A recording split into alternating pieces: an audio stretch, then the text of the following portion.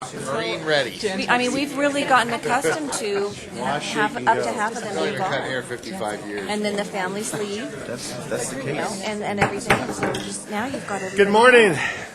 So, Welcome to the annual meeting of the Board of Directors of the Pikes Peak Area Council of Governments.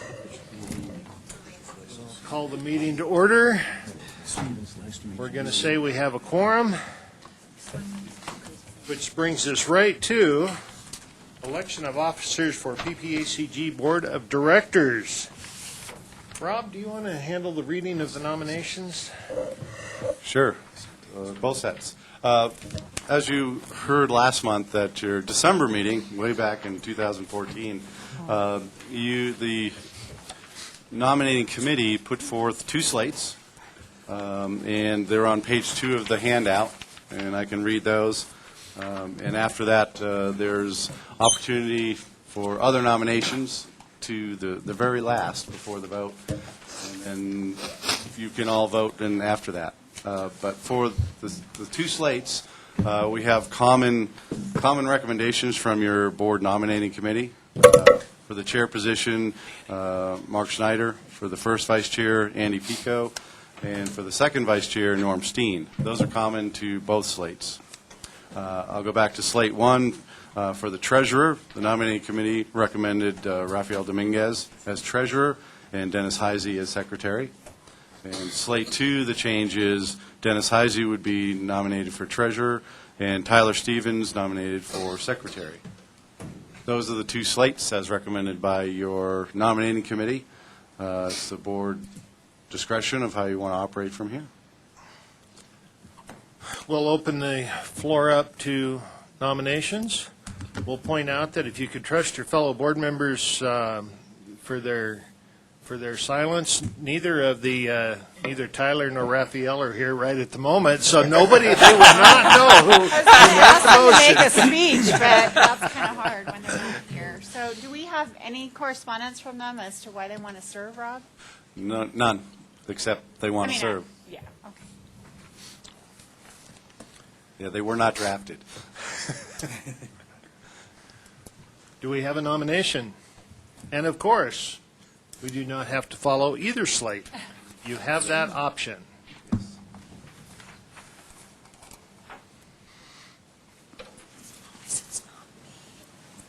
I think that's about the longest moment of silence we've had at PPACG.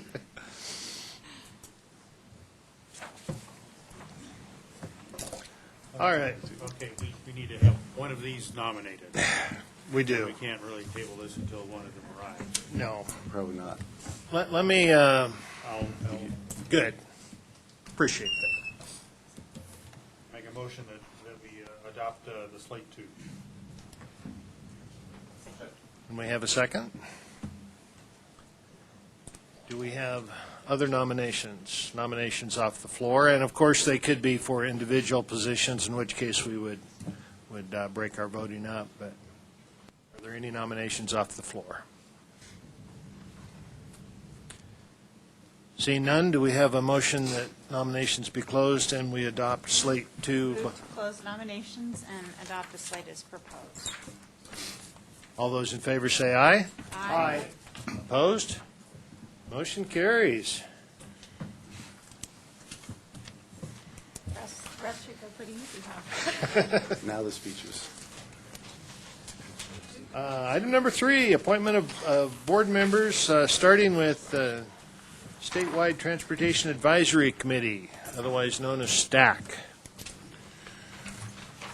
We do have... Do we have? You do. Mr. Chair, I can Yes, please. intro this. In the board packet, you had what results of your discussions in December, naming the primary representative, first, second, third, and fourth alternates. It's on page 1 of your packet. That would be primary representative, Taylor County Commissioner Norm Steen, Monument Mayor Rafael Dominguez, second alternate, council member Andy Pico, and then the 2 staff representatives or alternates, myself, and then the fourth alternate, Craig Casper. That's what you discussed, but obviously it's set today's meeting that you affirm, ratify, however you'd like to do that, in naming those, that primary representative and alternates. You do also have the opportunity to add alternates. We usually are well represented at the stack, but it's certainly the board's discretion on how many alternates you would like to have. What's the pleasure of the board? Mr. Chairman, I would move approval of the PPACG board member appointment to the Statewide Transportation Advisory Committee as outlined in our agenda item 3A. Second. Thank you. Any further nominations? This would be for your ability to spend one Friday afternoon? Friday morning. Friday morning Fourth Friday of each in month. Denver out of the goodness of your heart. Seeing no more nominations, I'll close nominations. Do we have a motion to accept this slate? Second. All those in favor say aye. Aye. Opposed? Congratulations, Norm. Joy Denver. 3B would be the, what we're calling Regional Coalition for Strategic Federal Action, which has been renamed IMPACT. That would be our lobbyist group that meets with our Washington lobbyist. There's a weekly, more or less weekly phone meeting, once a month in person, and currently Tyler Stevens is our representative.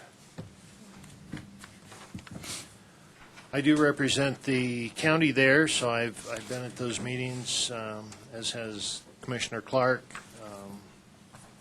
I do have to say that Tyler does a good job there. Speaking as Dennis only here, I think it's probably important that we have somebody from this group that is not already represented, where the city and the county both have representatives there anyway, so it would make sense to stay with the smaller municipalities.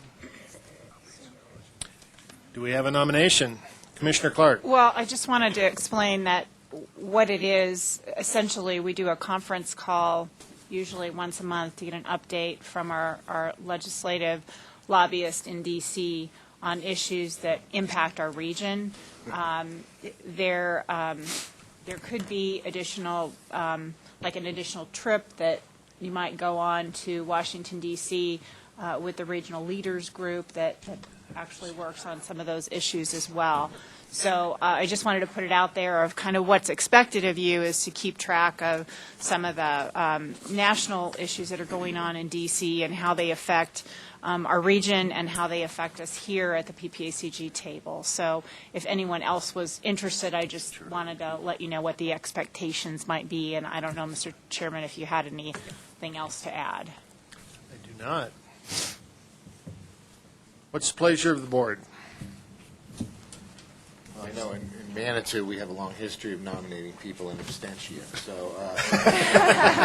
why don't we? I'll go ahead and nominate Tyler to reappointment to be our representative on the impact I'll second that.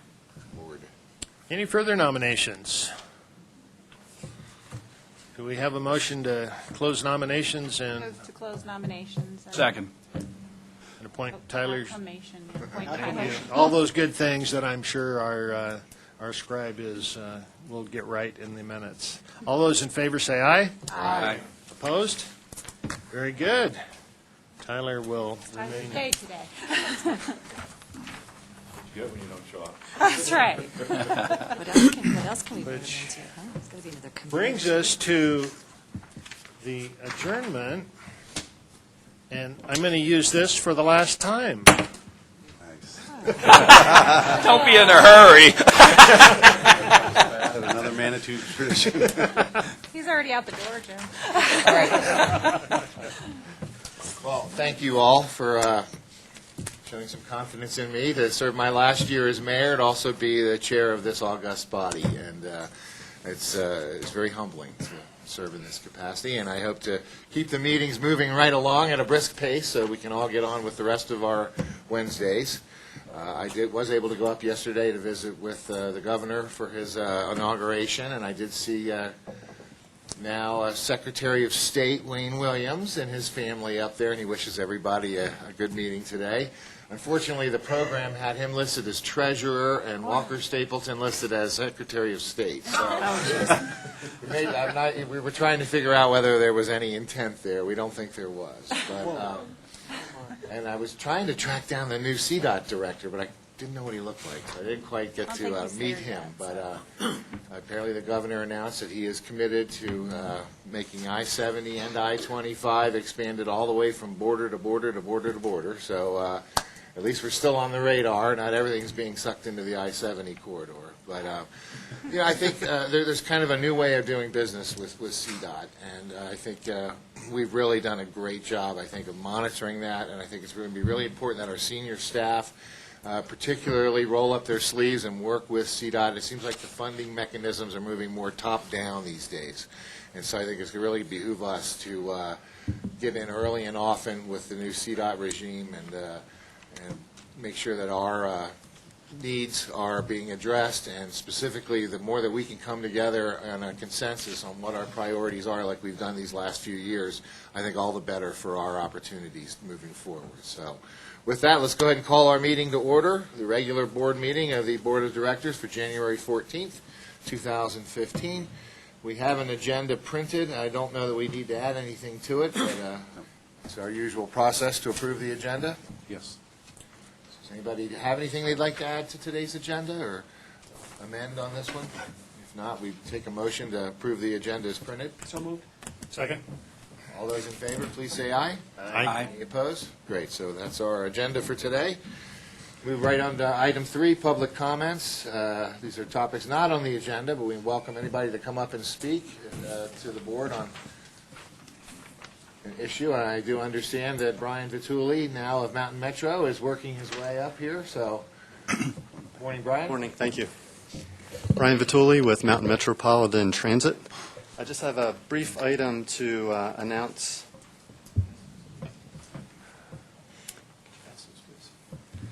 We're proposing our spring 2015 service changes for April 5th of this year. And this document that's making its way around will give you some of the detail of what we're proposing. And most of the modifications here are going to be either service increases or modifications to existing routes. We plan to have 5 public meetings the last week of January, distributed very well throughout our region. We'll have one at City Hall, we'll have one at the Citadel Mall, El Paso County Citizen Service Center, the Southeast YMCA, and Doherty High School. And as I said, these will be during the last week of January. We have notices on all of our vehicles now announcing the public meetings. We have a brochure that is a little bit more detailed than the document you see here that will be making its way out to all of our customers and interested citizens within the next couple days. And we'll also have a press release. So I am just making the rounds to all of the boards and committees announcing these service changes. We're really excited. We're able to implement the mayor's 2015 budget with some added service and a lot of good route modifications. So we hope for a very good turnout at the public meetings and look forward to implementation in early April. Are there any questions? Please. Brian, just a question in terms of the Citizen Service Center. How is that going to change the current configuration or length of time that people have to wait for buses currently?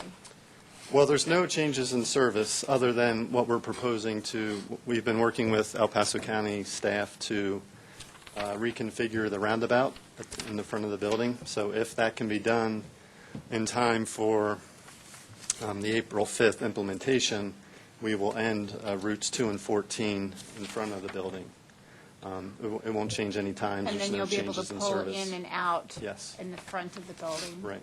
Which, that makes a lot of sense, especially for those that are more disabled, who don't have the Right. ability to come down that pretty steep hill.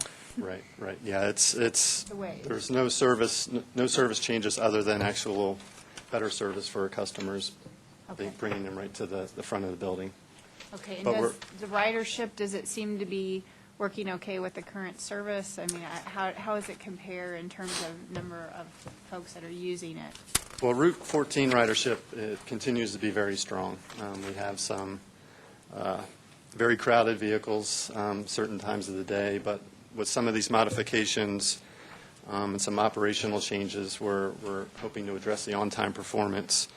Route 2 ridership, that's the new route that serves the new VA clinic. That's continuing to grow, so we're very pleased with that. We would love to extend the hours a little bit. We've had some requests for starting earlier service to the VA clinic, but we just don't have the funds to do that right now. But it's a very strong route, and it's continuing to grow. Okay, thank you. Commissioner? Knowing the mission of the Myra and Stratton House, I'm a little surprised that you're eliminating that stop. I'm assuming that's a numbers-driven thing, but. Yeah, we're reaching out to them to try to discuss this. It is a door-to-door service. We're deviating Route 10 off of its trunk route to Right. serve them directly, and we don't always like to do that. It does cost time, and there's some on-time performance issues with that. So that's kind of the crux behind what we're trying to do with that. But we're reaching out to them, trying to work with them and see if there's, there is some ridership. It's not overwhelming, but it's something that we're proposing and we're working with them on. Okay, thank you. Sure. Any other questions for Brian? Please, Dr. I'm just curious, do you note increased riders at specific stops for various reasons? For instance, in Mount View, which is near my home, there seem to be more people parking by Sheldon's and those places there. They must be, because they're not in there. And then there are a lot of people at the bus stop. I thought that, was that accident, or did you plan on that at the beginning? I think that's a great place to look at the bus stops. Are you near areas where people are most likely to want to use them? And I've thought about going in and asking the management of that little place whether or not they have bus riders, or they know that, going into Sheldon's there. I never thought much about the bus being a stimulus to economic growth. But in that area, it looks like people are doing that. And I don't know that we actually look at those things. I know we look at where the congestion is, but it just seems to have increased over the last 6 months or so, or to a year. And there may be 8 people on the average, or 10, where it used to be 3 or 4. And I was just wondering, is that the result of just uncoordinated growth by the public, or is there something been done there, or? It's the result of very good planning done by Mountain Metro staff. And you drove, and you did the plan, right? No, we do track, we track our ridership by stop, and you'll see in this document here some of the modifications that we're proposing. We're looking at the impact to certain stops and potential for new ridership, but I think that's an example of. I had mentioned to the chancellor that, in effect, that sort of thing reduces the parking problems on campus. And they've never really measured that in any way. And I think a little study looking at those kinds of things around university or a convention center or something like that would give good benefits to both, because I think ridership is changing slowly. And that might be something for you to do, to say, well, in the future we're going to need even more, or we're not going to need as much. But anyway, I just thought I'd let you know that's going on. Okay, thank you. That's right. Any other? Don, please. Yeah, one of the, in the middle of military, we always had a saying that there's always 10% that doesn't get the word, but whenever you make a change to the bus route, I get a lot of emails. 10%. And in your notification, I didn't hear anything about postings at the bus stop itself or on the bus, or having the bus driver tell people, announce to people on the route, hey, this stop is closing, or this stop is moving, or something like that. So, just food for thought, but, hitting the riders right as they're riding. Sure. Send it this way. Yeah, and that's what I mentioned earlier. We have notification on all of our vehicles announcing the public meetings, and we have a detailed multi-panel brochure identifying all the details that's in this document that's making its way out to all of our riders and the public, and followed by a press release. So that's happening now and will continue to happen all the way up until the public meetings and during the public comment period. A week or two before the 5th of April, bus driver is saying, this stop is moving. Yes. In Yeah. 2 more weeks, or people get on. Right. Well, yeah. Following the public meeting schedule the last week of January, we'll take all of the public comments we get from those meetings, as well as all of the comments we get through our customer service folks, and we'll evaluate the proposal and then move forward with the final proposal, and then notification to all of our riders. So, yeah, thank you. Anything else for Brian? Thank you, Brian. Thank you. Commissioner Clark reminded me that we didn't do our introductions like we usually do here, maybe the annual meeting, but we'll go ahead and start. So Mark Snyder, Manitou Springs Mayor. Rob McDonald, PPACG. Mark Welby, Park County Commissioner. Karen Rose, CDOT Region 2.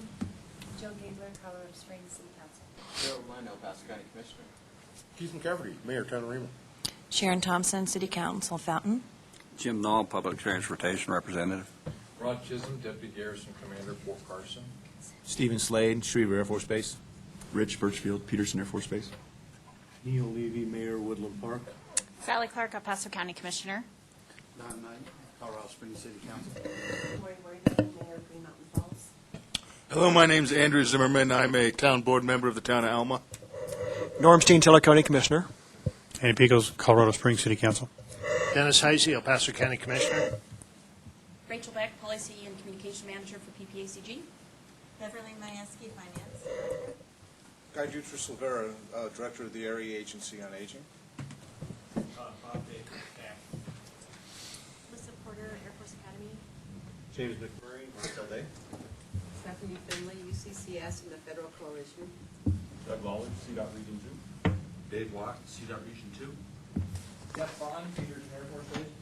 Harry Schillinger, Area Agency on Aging.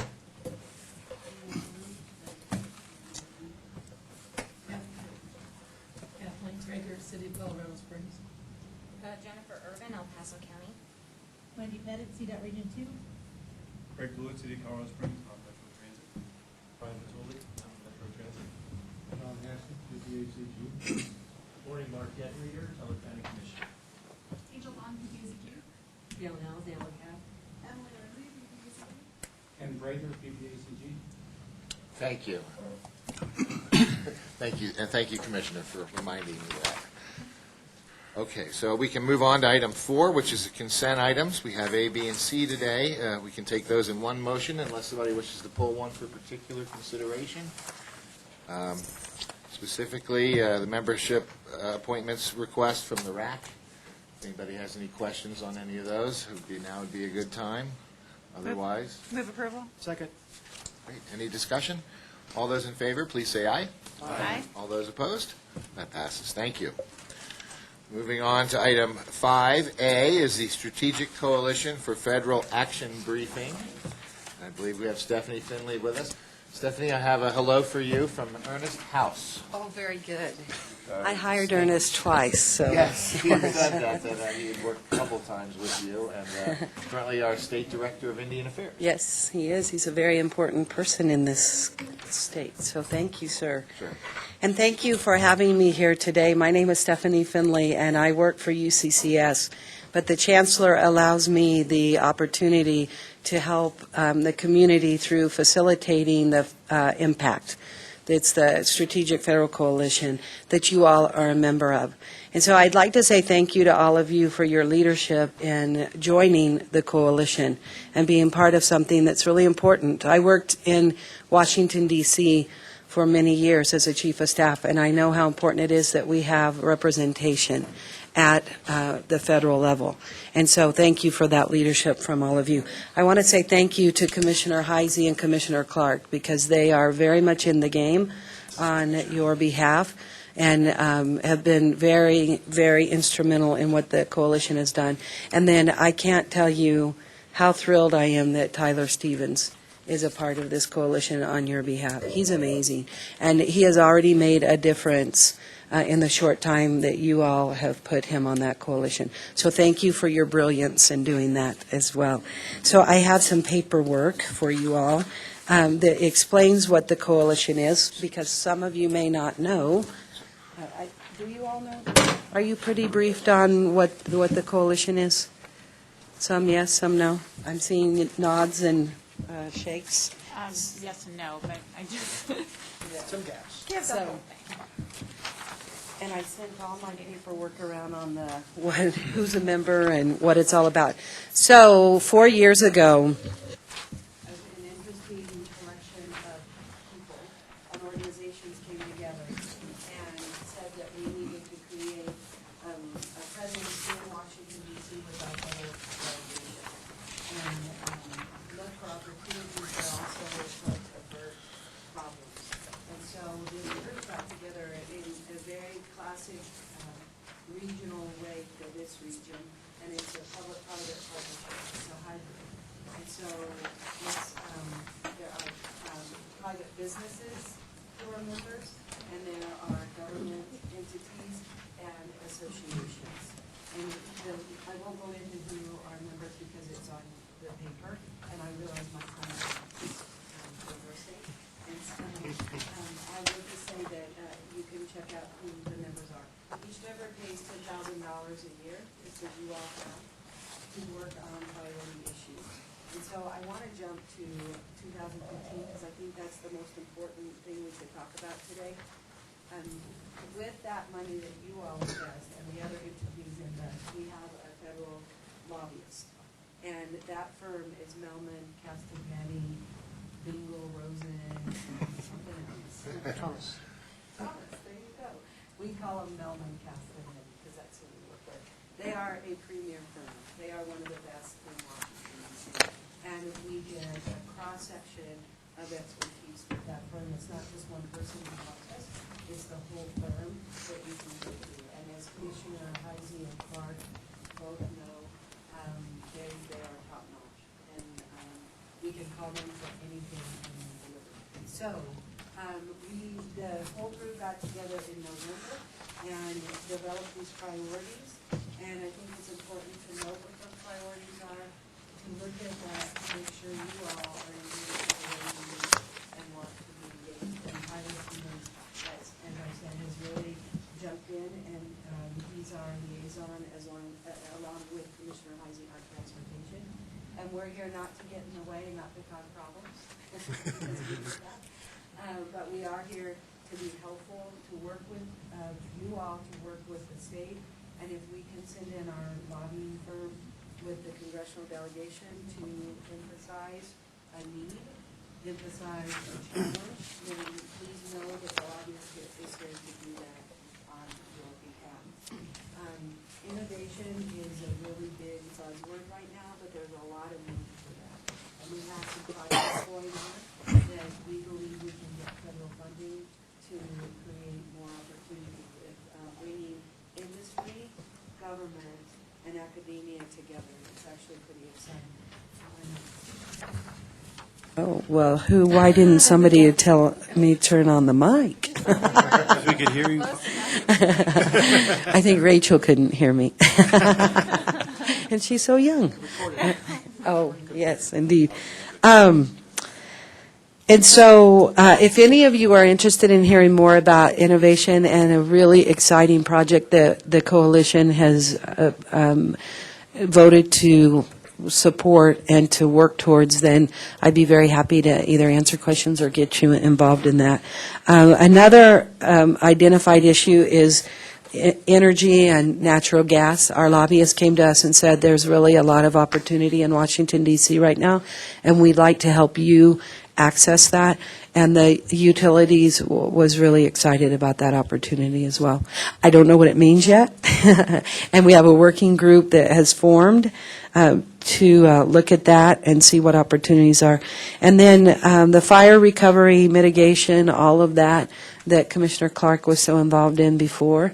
We still have work to do, as you all know, and we still have opportunity. We can go for some federal funding that will help with the additional issues that we have regarding that.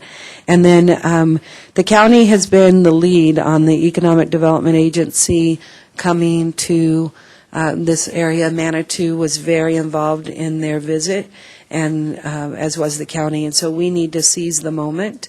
As you know, Mayor Snyder, we have a lot of opportunity with that, and the coalition can help with relationships and work the delegation and work the agency on that. So we need to visit with you about that as well. So we don't get in Manitou's way, but we help come up with a great solution and a great request. Thank you. And Commissioner Clark co-chairs our regional recovery group, and we were Excellent. meeting just a couple days ago on how we can best put together a coalition and make sure that we're speaking with one voice, and as we move down into the CDBG, DR, and some of the other Collaborative, Mark. Collaborative. Thank you. I couldn't find the right word.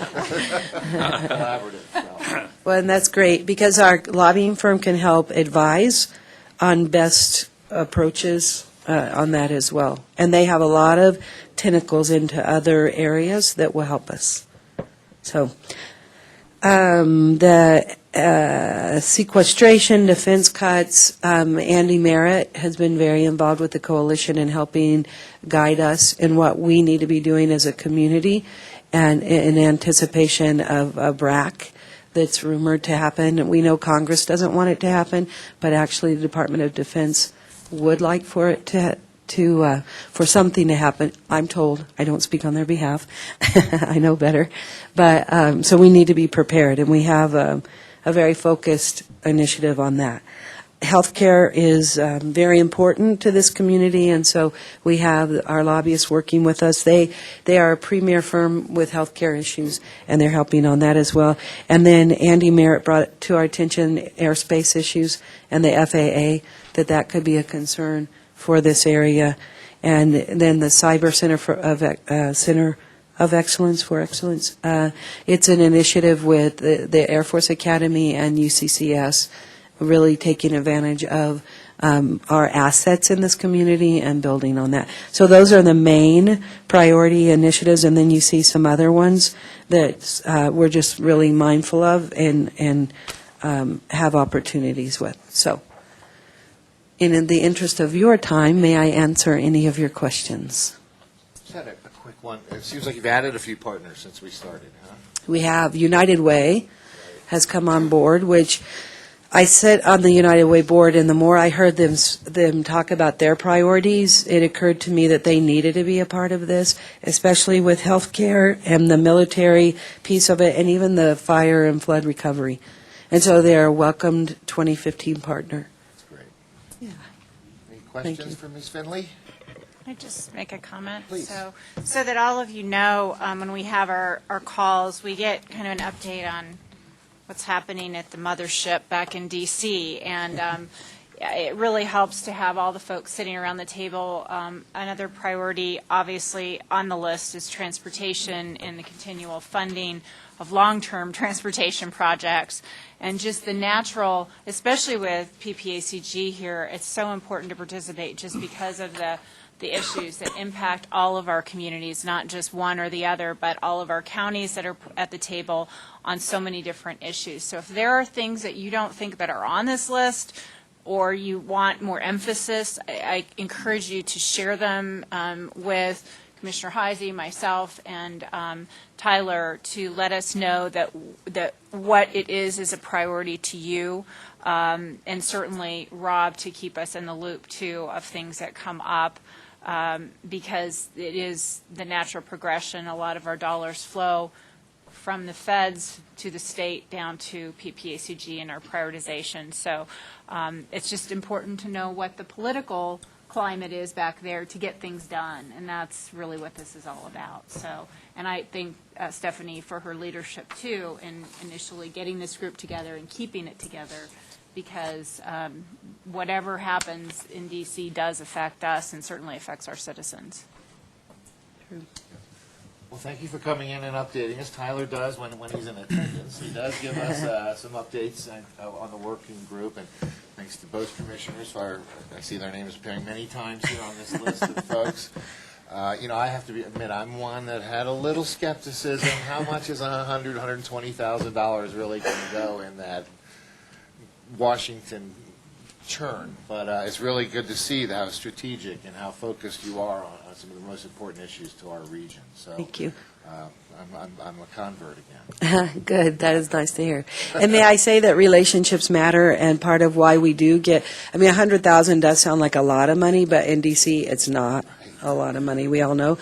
And it's about relationships, and it's about Elise Pickering having relationships with Colorado Springs and a prior relationship with some of us that really has helped keep the costs down. And I want to say again, thank you for your leadership. Thank you for converting back to our side. Reconverting, yes. And please let us know if there's anything that you need from us. And we're just a phone call away on any questions you have. And our lobbyist is great about responding on different things. So thank you. And one last thing, thank you for your leadership in public service. It's not easy, and I know that. And so I just want to thank you for that. Thank you. Coming in. Okay. We can move on then to item 5B, Executive Director's Report. How was your month? It was a good month. Good. Just a few things to highlight. It seems most of my month follows to agenda items, so I don't want to repeat those. One of the things that we're doing administratively, every couple of years we look at our own job descriptions. And so Barb Larikas, who's our HR director, she and I are going to work with Mountain States to look at all our job descriptions, update where necessary, modernize where possible, and really just kind of take a look at it. And I think it's a good idea to do that every couple of years. We're now in that cycle. So we'll do that this year, and it may translate to something in the budget. It may not. But we'll let you know as we go. It's about a 3 or 4 month process we're embarking on, and I believe we start next week, if not tomorrow. You have it in the budget to engage Mountain States? Yes. Okay. We hire them normally to be a consultant of sorts for some of the things that all of you do, but certainly in the world of human resources and job descriptions, that's right up their alley. Yes. Also, more of a reminder for some of the board members, we participate with the Airport Advisory Commission. The county commissioners usually send a liaison member as well. Commissioner Heisey has been out there with me years past. Commissioner Littleton is now at the Airport Commission as the liaison from the county. I serve as the PPACG liaison for airport things. They do have an interest in roads going to and from the airport, maybe transit service. So I do that. Probably go out there every couple of months or every other month to join their discussions. Finally, I think the other thing that some of you have heard of, with our AAA, and Guy was here, he's still here, there he is. He and I have been working a lot with our finance department in the Teller Senior Coalition, really just trying to get them through processing and understanding federal, state rules, regs, and there are a lot of them. So I've spent a lot of time working with them to make sure that they can get their dollars flowing without any hiccups, and we can get our dollars back from the state since we rely on reimbursement from them. So that's been taking some of the time, so I thought I'd highlight that. The rest is as written, and happy to answer any questions. Any questions for Rob? Thanks, Rob. We can move on to the Transportation Advisory Committee report, the TAC. And I think Jennifer is working her way up. Hello, Jennifer. Good morning. Happy New Year, everybody. I know it's kind of weird because we're already halfway through the month, but good morning, Mr. Chair. Congratulations. and members of the board. I'm Jennifer Irvin. I'm with El Paso County, but I am also the chair of the TAC. And today, just want to give you an update on our meeting that was held December 10th. The first item is just a briefing that Craig and I give in regards to your previous meeting, December 10th, so all the TAC members were updated with regards to that. The second item that we had on our agenda was the TIP Amendment number 25, which you have on your agenda today, which we unanimously recommended approval to you. Also, we had an action item as well for the 2040 Regional Transportation Plan that is also on your agenda today, revision to the funding forecast. There were some items left out with regard to the transit fare, and I'm sure that those will be explained today to you as well, but we also unanimously recommended approval to the board of the revised funding forecast. We had a discussion item again in regards to the MPO boundary change, which we will have another item on our agenda this month. And so we had some good discussion in regards to that and expect that to come back to you in subsequent meetings with a recommendation. And then we also discussed the 2040 Regional Transportation Schedule, which you will be updated today as well on. And I would just say that appreciate PPACG staff. They've been working very hard on it, and there's a lot of elements to that plan, and so we appreciate them and all their work. And then also we had not only a discussion item at our meeting, but we also had a workshop December 17th for the Regional Transportation Plan funding portfolio. And what I would say is that it's a testament to PPACG staff work. All the applications that the member entities submitted, we had two workshops subsequent to this last meeting, and what they were able to do is receive general direction from TAC members in our November workshop, and then that really made our December workshop go very quickly, and further discussion go very quickly. And so I expect that we'll be coming to you with a recommendation next month. And they've worked very hard. There's a lot of work that goes into that, and especially thank Craig and especially Ken Prather for all the work and all of PPACG staff. So I think that we are going to have a good portfolio to forward to you for recommendation next month. And then we also received an update on the I-25 Cimarron budget from Mr. Watt as during that meeting, prior to that meeting, the Transportation Commission had met, and so I expect that CDOT will also provide you with an update today. Our next meeting is tomorrow, one of those months where our meeting happens in the same week, so look forward to working throughout the year, and I think we had a lot of good representation this year from TAC members, and continue that work. If there's any questions, I'd be happy to answer those. Well, thank you, and thank you for your generous compliments on our award-winning staff here. So, yes. Anybody have any questions for Jennifer? No. Thank you. Well, that takes us right to 5D, the Community Advisory Committee. Baker? I always want to say Barker. That would be followed by come on down, right? I would like to just take a moment to address Dennis's question concerning the Myron Stratton home as related to Brian's report. I retired December 31st as the board chair of the Myron Stratton home. And let me just give you a good reason to look further into that. Peak Vista has a clinic on there that receives about 1,100 visits per month.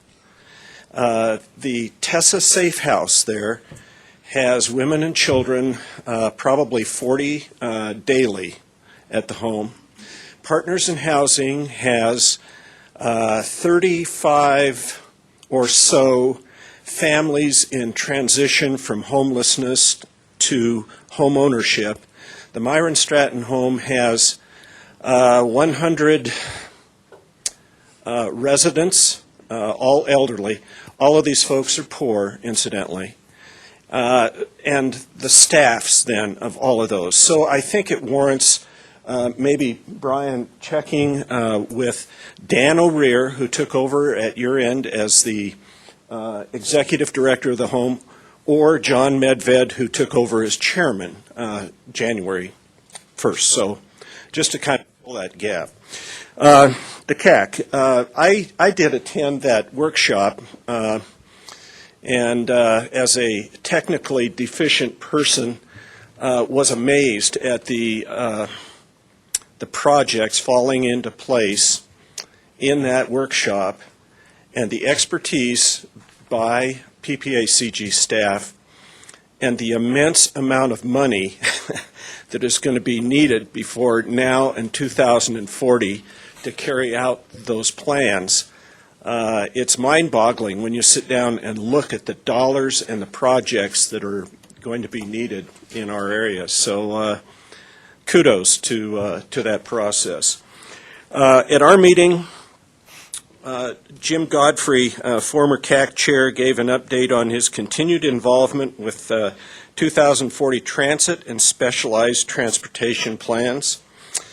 We elected new officers unanimously. Alan Creeley, who is in his second term of service, to second vice chair. Jim Moore, formerly a military affairs representative to the PPACG Board of Directors, was elected to first vice chair, and Baker to another year as chair. Hopefully he can get it right this time around. Rich Muzzy then gave a report on the proposed EPA revisions to the ozone standards. I asked that he come and do that because of its impact potentially on future funding for this area. And he briefed us, as he did you, at your meeting, and gave us an idea of the current attainment levels and how they compare to the proposed. We had CDOT Dave Watt gave a status update concerning the I-25 Cimarron interchange and efforts to fill the funding gap. We unanimously recommend approval of tip number 25. The CAC unanimously recommends approval of the funding revision contained in the transit revenue section of the 2040 financial funding forecast assumptions. Amen. Any questions? Thank you. Thank you, Bob. Okay. Just a comment, item 8 on the CAC report indicates that the second to last sentence in item 8, CDOT indicates beginning the project in 2015 construction with completion prior to 2017, should be completion prior to the end of 2017. I think just a correction to the minutes. To the minutes of the CAC. Clarification. Okay. Yes, thank you. That would be 2016. Yes. Yeah. Yes. Yes, that would be nice. Sorry, You may complain about that. Something about staying on the first one. Yeah. Any other thoughts on the CAC report? Then we can move on to item 5E, the Regional Advisory Council, the RAC, and if, I think it's Joe Ruth? Is that you? Because I know we've enjoyed Mr. Gamble, but it looks like he's moved on, and you are the incoming chair. I am, and he has done a fine job for you, and I am very pleased to be here with you. I am Joanne Ruth, commonly known as Joe Ruth. I really do have a longer name, but I prefer Joe. Thank you for your support and attention to the Area Agency on Aging for the last years, and we do truly appreciate your work. As you know, we are all headed in that direction. So it is to your benefit and your future that we really work together. Rob, I thank you for your specific efforts that you have been working with Guy in the Teller County opportunities for new support for them, as well as for making it possible for us to work together. You have our report in your packet. You will note the most important thing is that the Technical Review Committee, subcommittee did meet, and we have a budget that is the recommended carryover funding is still in process. We have some more work to do with that, and so that will be presented to you in the next meeting in February. Are there any questions? Well, it seems you have some new board members. We do. So they've been all formally approved, so. Yes, thank you for that. we're excited, and we have several other additional members who are excited to be working with the Regional Advisory Committee. So in some years, we've had no one. We couldn't even drag them in with a string. And in this case, we have several in the community who are strongly supporting. So I'm really enthusiastic about our coming opportunities. Thank you. Are there any questions? Questions for Joe? Well, thank you again for coming in. We'll look forward to our monthly reports. I will be here. And if there's anything that I can do for any of you as the RAC chairperson, I would be happy to work with you or your entities to present I see forward moving up there. As we all move forward, I'd be happy to work with you in any way we can as the RAC group as a whole or myself personally. So thank you. Thank you, Joe. Okay, and then finally, our last report will be the Mobility Coordinating Committee. Good morning. Gail, she couldn't make it. She actually stuck around for a little bit, but she has a funding meeting, which she said outweighs this. I don't know, money. We're talking. So she did basically highlight a couple things that she wanted me to tell you guys from the report. You saw that we had the Medicaid Task Force meeting, and we actually had a joint MCC meeting for December and November, so that we could just kind of do end-of-year wrap-ups. But we did discuss the future of Medicaid transportation in this area, and that is a huge problem that we anticipate focusing on in the next year. There's a huge need for transportation Medicaid, and to access those transportation dollars is extremely cumbersome at this point. So hopefully with the task force, we'll be able to address those issues and streamline it a little bit and allow our providers to access those funds. Additionally, we had a Route Much users group meeting at Silver Key last month, and it was pretty productive, basically discussing the 4 different database systems and inconsistencies with the software and how to streamline that process as well. We also had an update on the joint scheduling and call center meeting. We do have a phone number. There are some things that we're still working out the details on. Basically, it's directed at the rural providers, integrating the rural providers with the urban providers here in the area. And the Innovations and Coordination Grant money is for 60 and above at this point. Additionally, we just reached out for comments on the specialized transportation plans for the region, and basically made sure that they understood that we're getting to the final version of the plan, and this is the last point to give their input on what projects they want to see funded within the next 5 years.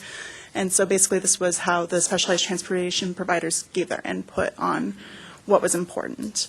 One thing that Gail did ask me to mention that wasn't on the memo before she left was to read off the drivers, because we did have a potluck and we recognized outstanding drivers from all of the providers that are on the MCC.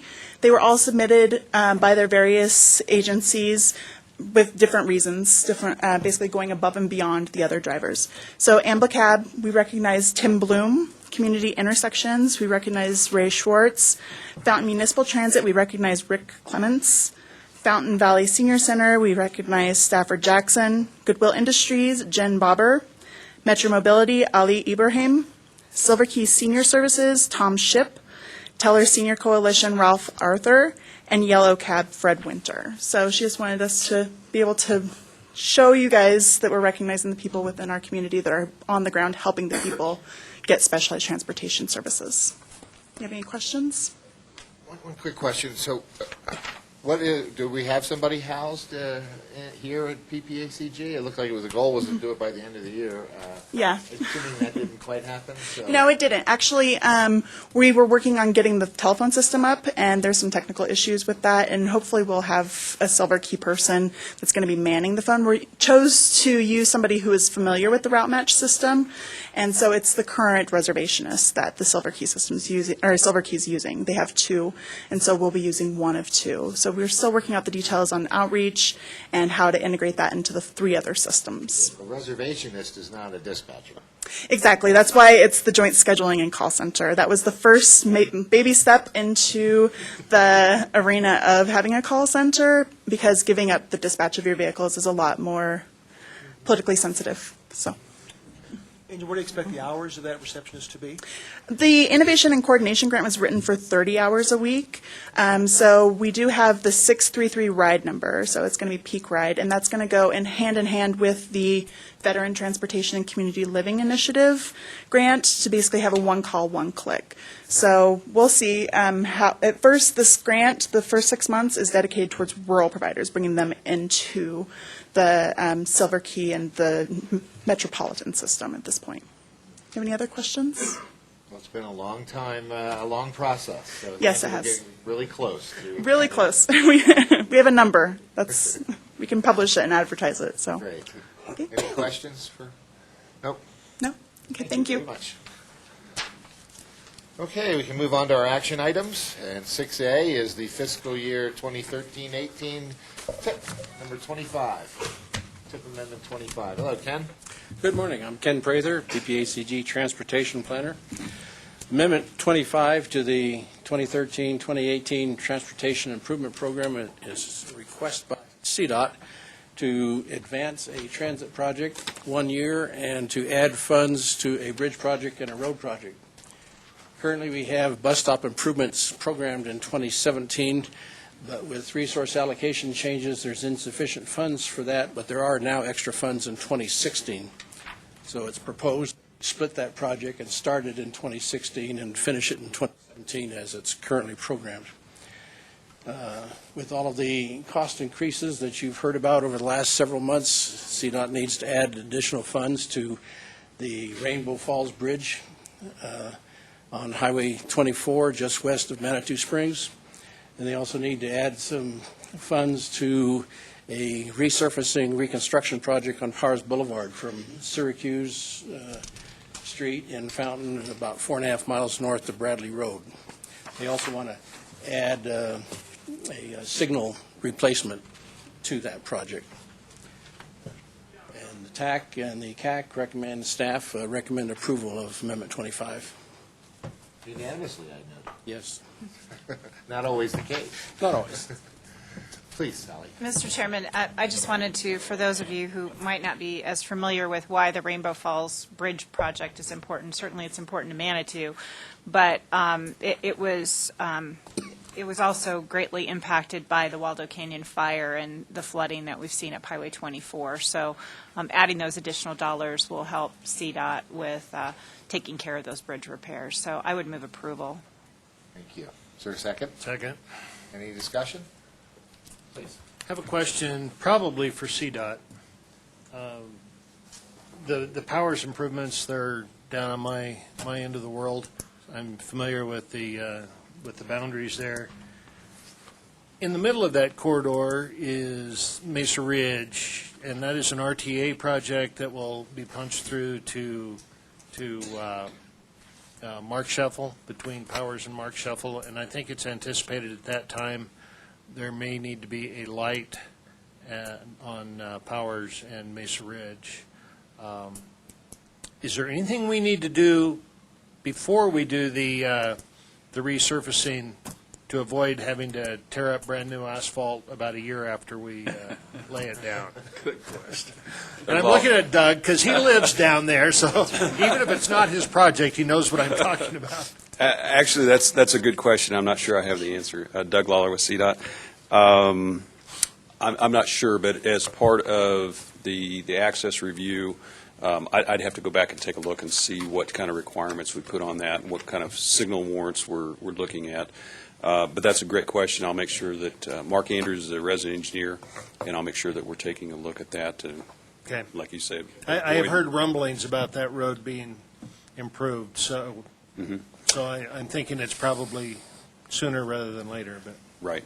And the benefit to this project with adding this money is we had 2 successive years that we were going to be doing improvements. One, the first year for this upcoming construction season, our intent was only to reconstruct a portion of State Highway 16 there, Mesa Ridge Parkway near Syracuse. We've got some whoop-de-doos and some pavement in there that we need to replace some subgrade and improve that. The next year, we were going to be. Technical term? It is, actually.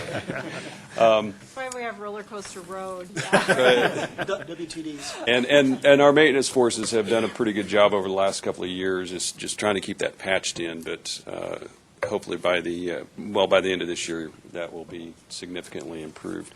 But the following year, we were going to overlay from Syracuse all the way up to Bradley on State Highway 16 and 21, Powers Boulevard and Mesa Ridge Parkway.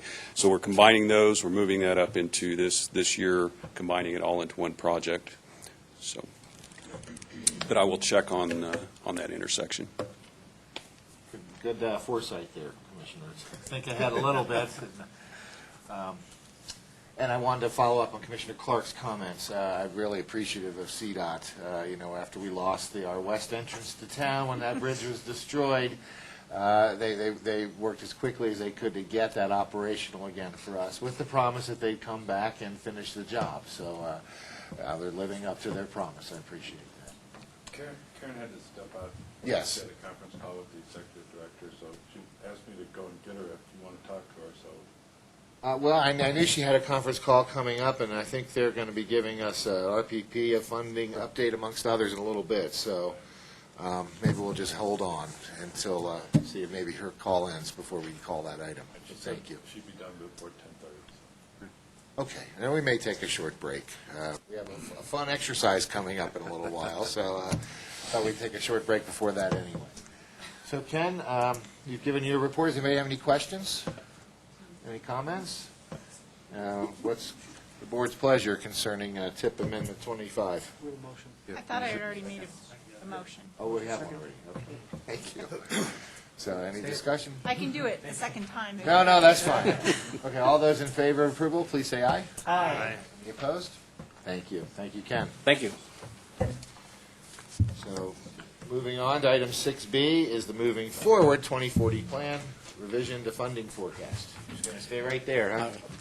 Last October, you approved the financial assumptions and forecast for the 2040 plan.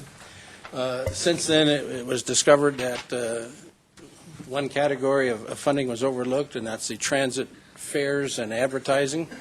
So the financial forecast had been revised. It's in your memo and in that fine print spreadsheet, depending on how big you printed it out. TAC and CAC and staff all recommend approval of revising the financial forecast to include the transit revisions. Please, Andy. Just one question on the 3%. Assuming a 3% increase per year, is that assuming an increase in ridership or an increase in fares due to inflation? Mr. Vituli will answer that question. Brian Vituli with Mountain Metro Transit. Yes to both questions. As Ken said, in the previous funding forecast that you approved, general funds and fares were combined. This is essentially separating general fund dollars and then adding fares and revenues. So yes, we're conservatively estimating with increased ridership and increased revenue from advertising that's a comfortable increase to assume every year going forward. Okay. What is approximate fare box return on a ride? Percentage fare box return on a ride? It varies by route. What we're looking at is adding service to high-performing routes. So usually the difference, the ratio, the operating ratio is for a good performing route would be 30 to 40%. And we're going to be looking at our service standards this coming year. That will help us when we do our service changes every year to work on the poorer performing routes, those that have a lower operating ratio. It varies by transit system, but somewhere around 20% is not really too good. So if we can make route modifications to improve that and increase the operating ratio, that would be our goal. But It varies. It's a hard, I don't have those numbers in front of me, but a very good performing route. As most of you know, our services don't pay for themselves, but a good performing route would have. I don't mean to imply that Oh, no, fare I box know. return is the reason why we do buses. It's not the reason. It's to provide the service. Right, right. Yeah, thank you. Just to follow up here, the 3% increase anticipates increased ridership and usage as well as increased advertising rates and perhaps fares. Right, yes, yeah, absolutely. Any other questions? Well, please, Councilman. I'll just repeat the concerns I had when this was brought up to us back, I guess it was October, that the projected income, and I know a lot of those numbers come from other sources, not our own, but they're not reflecting the reality of what we've seen over the last several years. In fact, it was pointed out in the cover letter or the summary memo when we addressed it back in October. And, you know, if we build a 2040 plan that spends every penny of this, we're going to come in with unrealizable expectations and financial concerns. So, I will not be supporting this, and hopefully, I know it's going to get adopted in there. The only thing I say is we build the 2040 plan, we should not spend every penny that's in here because I don't think this is a financially realistic expectation of what we're going to do. Thank you. Did you want to address that at all, or? Yeah, I guess it's a good point. As the board knows, we do our plan every 4 years. The fiscal forecast changes every 4 years, or in this case, every month. Some of these, there's probably 30 funding sources in here, federal, state, local. We know they're all wrong. If we're that good, knowing in 2040 how much money we're getting from the feds or CDOT, ask us about lottery numbers, I guess. And so I guess the overall process for the board, just as a reminder, we do the 26-year plan out to 2040. Then we do the 6-year or 10-year TIP, Transportation Improvement Program. Those dollars are much more real because we're only forecasting out 6 years of dollars. Better chance of doing that. But then every year at Colorado Springs, the county, all the local governments, if you get one of these federal aid projects, you have to put in your budget the 20% match. So that's where it gets to the fiscal reality that if we're spending $100 million a year in transportation, the match, whether it's the state, the local government, that 20% match is going to be in your budget. So this is just a planning document from 26 to 6 years to that 1 year. And that's where we think it becomes real. But later this year, we're going to do that TIP, that 6 to 10 year transportation improvement program. So you'll see every year how much money we're expected to spend by project, by source. And that's a good point for the councilman to look at. And I hope all of you look at to say, is that real to assume, I'll pick on Cimarron, we're going to hear about later. It has 12 funding sources.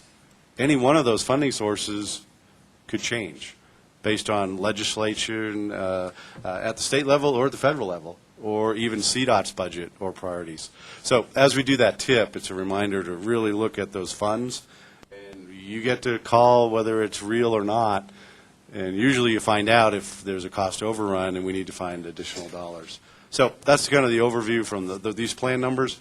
It's hard to talk about $6 billion over the next 26 years. Heck, we think it's hard to talk over the next 6 years of $600 million. But when we get to your annual budget, and you all just passed budgets, in there you'll see matches of some of these dollars. So hopefully that helps with the context. But remember, as we do the TIP, there'll be a fiscal element of it, and you'll see the same categories. So please ask whether we know or the member governments know those funding sources. They're bound to change. And the state legislature just started, so we don't know if they're going to change the color of the money, the conditions of the money. So any of those changes we'll bring back to you through the process. So these are the cards we're dealt, basically. If it's not in the 2040 plan, it has about a 0% chance of getting funded. With federal money. With federal. Now remember, any of your local fund projects will be in the long-range plan list of projects which you have later on your agenda. So not everything is in there right now, but if it's federally funded, needs to be in that 26-year plan, so it could be in the tip, and then you can match it with your local dollars.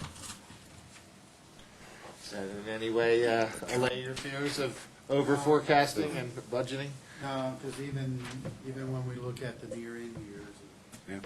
2018, 2019, I think those again are showing increases, from year to year, and except for we're going down 2 million, 16 to 17, but then we jump up, 9 million, and we haven't been seeing that luxury over the past. So even the near-term years scare me as being unrealistic. And I'm learning that, like the roads in my neighborhood, the city says that we're repaving the street in 2 years. There are people that in 2 years are, haven't marked on their calendar. Joe had a comment. An emails chart, yeah. Councilwoman, did you have a comment or a question? I really just wanted to speak to kind of what Rob said about the tip and the looking year in the short term. I think the Cimarron project is a really great example, but if we're not thinking long-term like that, whether the dollars are set in stone, those long-term projects don't get accomplished. And so we have to be looking long-term and not being too concerned about making sure the numbers are correct, because we just don't know. Well, and, there's actually bipartisan talk of raising the gas tax in Washington, which is rather shocking. Who knows if that'll go anywhere, but even last night at some of the inaugural activities, there was a lot of talk about going to the voters and asking for relief from Tabor requiring such a large refund, when some of those dollars could be really well invested in our infrastructure needs. So you just don't know what the future brings. But I think, this is the way the game has been set up, and I think we have to continue to play it, put our wish list together, and have things on the list in case funding opportunities arise. We can act quickly. So, please, Commissioner. And thank you, Mr. Chairman. I think to Councilman Gabler's comments, the fact that even with Cimarron, we've seen the numbers fluctuate up and down, and primarily up, but it does make it difficult until you really get into the project and know. So a lot of what we're doing is just estimating going forward and hopefully counting on those federal dollars to keep coming, which is becoming iffy on a pretty regular basis here. But I agree with those comments that we try and get the pen or pencil as sharp as we can, but that doesn't always mean when we get to the project there won't be unexpected issues as we move forward on these projects. We don't know what construction costs are going to be going forward either. That's true. Any other comments, questions? Well, we're being asked here to move approval. Is there a second? Second. Any discussion? All those in favor of approval, please say aye. Aye. All those opposed? Noted, for the record, 1 nay. All right, well, folks, given our time schedule here, how long is the funding exercise expected to take?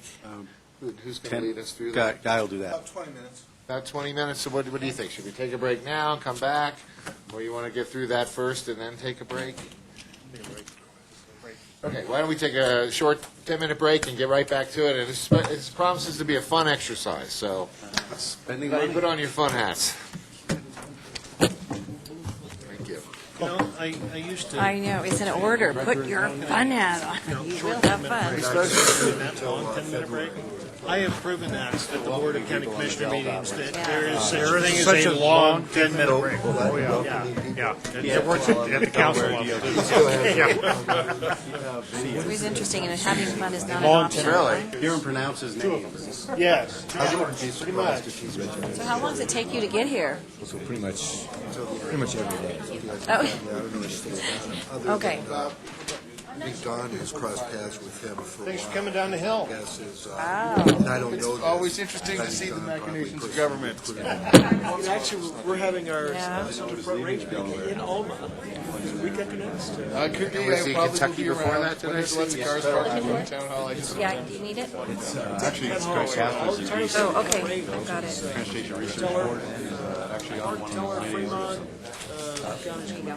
Do you need the other one too, the metro? Presentation yesterday with Okay. Secretary Fox.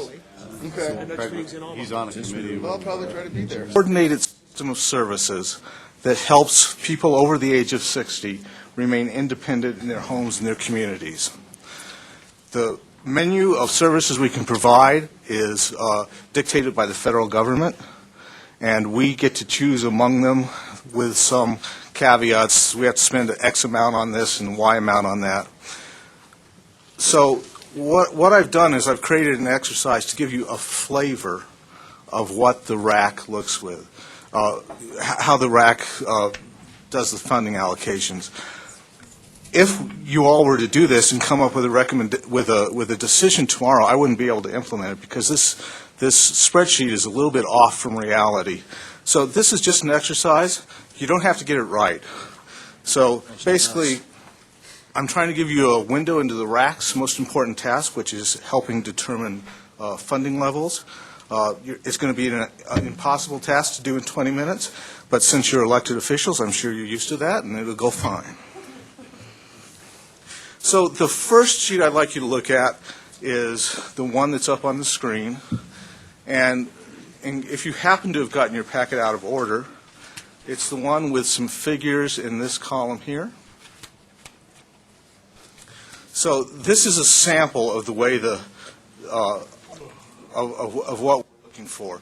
In column C, which says total percentage, we're going to ask you to put what percentage of our money, by the way, we have about $2.5 million that go into services, you would put in each service, and to help you do that, we have the populations of each county and the percentage of population in each county, and this is just folks over 60. Then to the right, in the columns that belong to each county, we have the cost of providing the service in each county, and what I'd like you to do is put what percentage of the funds over here in column C you would dedicate to each county. We don't actually allocate by county, just to make that clear. We allocate by service provider. We have some service providers that serve one county, some service providers that serve 3 counties, 2 counties, and some that serve only a portion of the county. So this really has very little relationship to reality, but I just am hoping to get you to wrestle with this for a minute. So are there numbers above the percentages there? Is that the cost per? That's the cost per unit. So, you know, this is one of the essential problems that the RAC has, is the units are all different. In the case of transportation, it's a one-way ride. In the case of case management, it's a consultation. In the case of chore, it could be shoveling a sidewalk or doing some, like putting on storm windows, that kind of thing. So there are service definitions in the back of your packet that look like this. Well, they don't look quite like that. Look a bit like that to help you figure out what these are. But most of them are pretty common sense. I will say the one that isn't is reassurance. When you see reassurance, think of a lifeline service, the button, I've fallen and I can't get up. That's basically what assurance is in this context. And so a unit here is a day of that, a day of having that service. So are there any questions about, in general, what I'd like you to do with not the... Park County, it's $523 to have a material at handyman, and El Paso County, it's $76. Well... I'm moving to Park County and becoming handyman. Right. So the per service unit costs are for the first 5 months, and one of the factors that rolls into the cost of a service unit is the cost of doing administration for the organization. In Park County, they've done very few chore services year to date because we haven't gotten to winter yet. They spend most of their chore service money in the winter. So a lot of that is administrative dollars, and that cost should go down.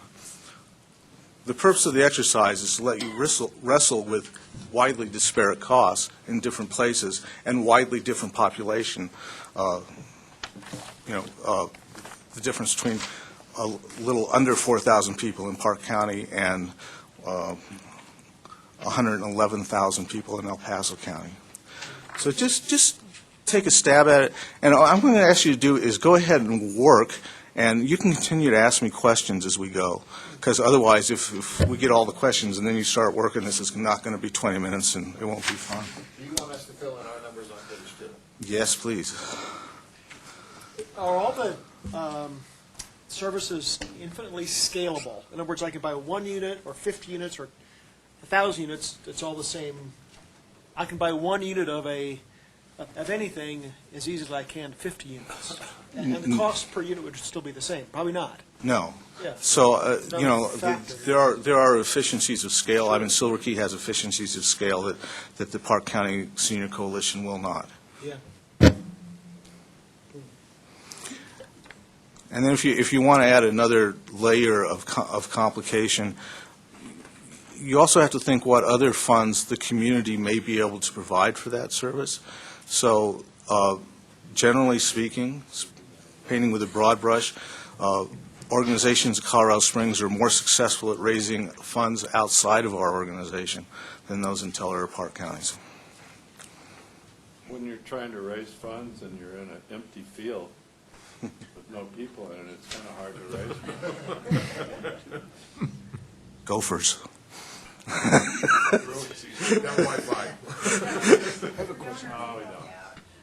Does this reflect the percentage of elderly people in each county? As in, does El Paso have a higher amount of elderly people per capita than others? And is there any of those statistics? No, those aren't on this sheet. The percentage of elders in each county is fairly consistent across county lines. Okay. But those are the percentages of our total in our region. Okay, gotcha.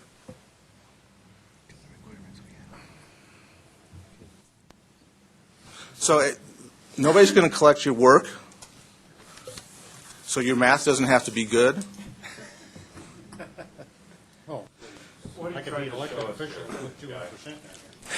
I'm just so the Regional Advisory Council brings recommendations to this body, and the body approves them, changes them, or says go back and do it again.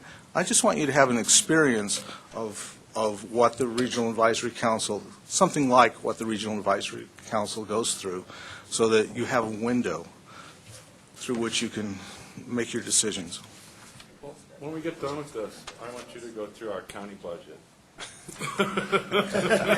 Start at the beginning and work all the way through it and see how you would do our budget. Because we all do budgets. And if you're trying to show us something, tell us what you're trying to show us. How hard it is. I'm trying to show you the variables involved, variables involved. So, for instance, if we just take transportation and you look at your sample sheet, you can see that our cost per ride in El Paso County is about $12.54, and it's over 5 times that in El Paso and Park counties. Excuse me, in Teller and Park counties, correct. So basically, when you decide to fund one county and not the other, how many rides is it worth giving up in El Paso County to fund one ride in Park or Teller? So And then there's also... And that's what I wanted to get to, and Okay. that's where you're headed with this thing, is that your money's much better spent if it's spent in El Paso County than if it's spent in Teller and Park County. And I think I don't like that idea at all. well- I don't like you saying that. I don't like, you've got a responsibility. We've got a responsibility to seniors in all 3 counties. And if you don't want us in this organization, sir. we could maybe find a different organization that would support our seniors, because that's the only thing that this organization does for our county. You don't do anything else. Okay. So I'd like to respond, if I may. If you were to look at our funding, the way it has been done, you would notice that it's not equivalent across the counties on a per capita basis. I think that's a good thing. The Older Americans Act thinks that's a good thing because we are required to target people who are in rural areas, who are low income, who are frail, or minorities. So one of the things we have to balance with efficiency, meaning cost per unit, is equity of service. And I think those things have to be in balance, and it's just a challenge. My goal is to have you experience that challenge. Well, I believe we experience it every time we do our budgets. Thank you.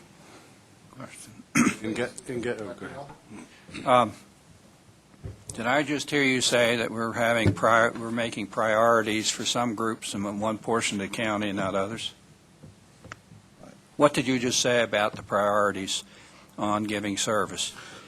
The Older American... Are we looking in rural areas at what percentage of service that you have available to provide goes there? Are you suggesting that that's where the largest market is?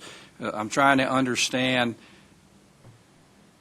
why we are doing what we have been doing, even if you're about to suggest we should do something else in terms of priority. So is there a sense among any of the constituents that they are underfunded compared to others and that ought to change? Or is this just we're going to do the same thing for the future? Or what's the purpose of this? So I'm hearing two questions. The first one is who gets priority? The Older Americans Act stipulates that a person who lives in a rural area and or a person who is of minority ethnicity and or a person who is of low income and or a person who is frail and socially isolated, that those people have first access to services. And the federal funding is dependent on us doing that, right? Those are the guidelines under which we do it, yes. Okay. Does it also require that state or local funding must give that priority? The federal legislation does not require that. However, Colorado's legislation says follow the federal rules. Okay, I think I got my answer.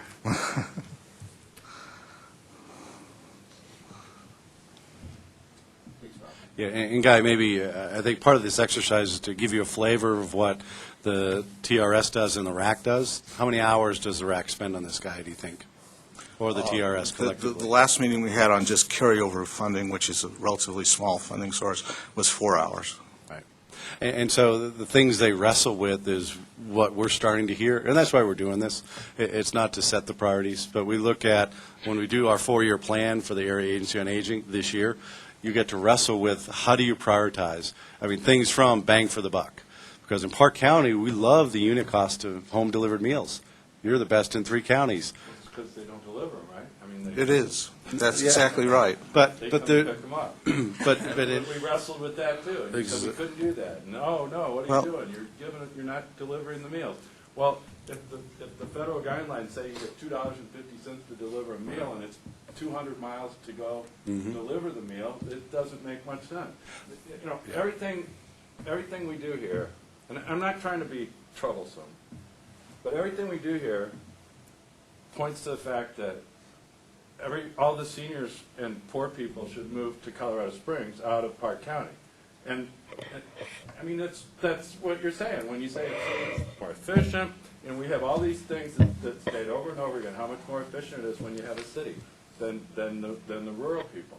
But there's rural people that don't want to come to the city, and they don't ever want to live here, and you don't want them here.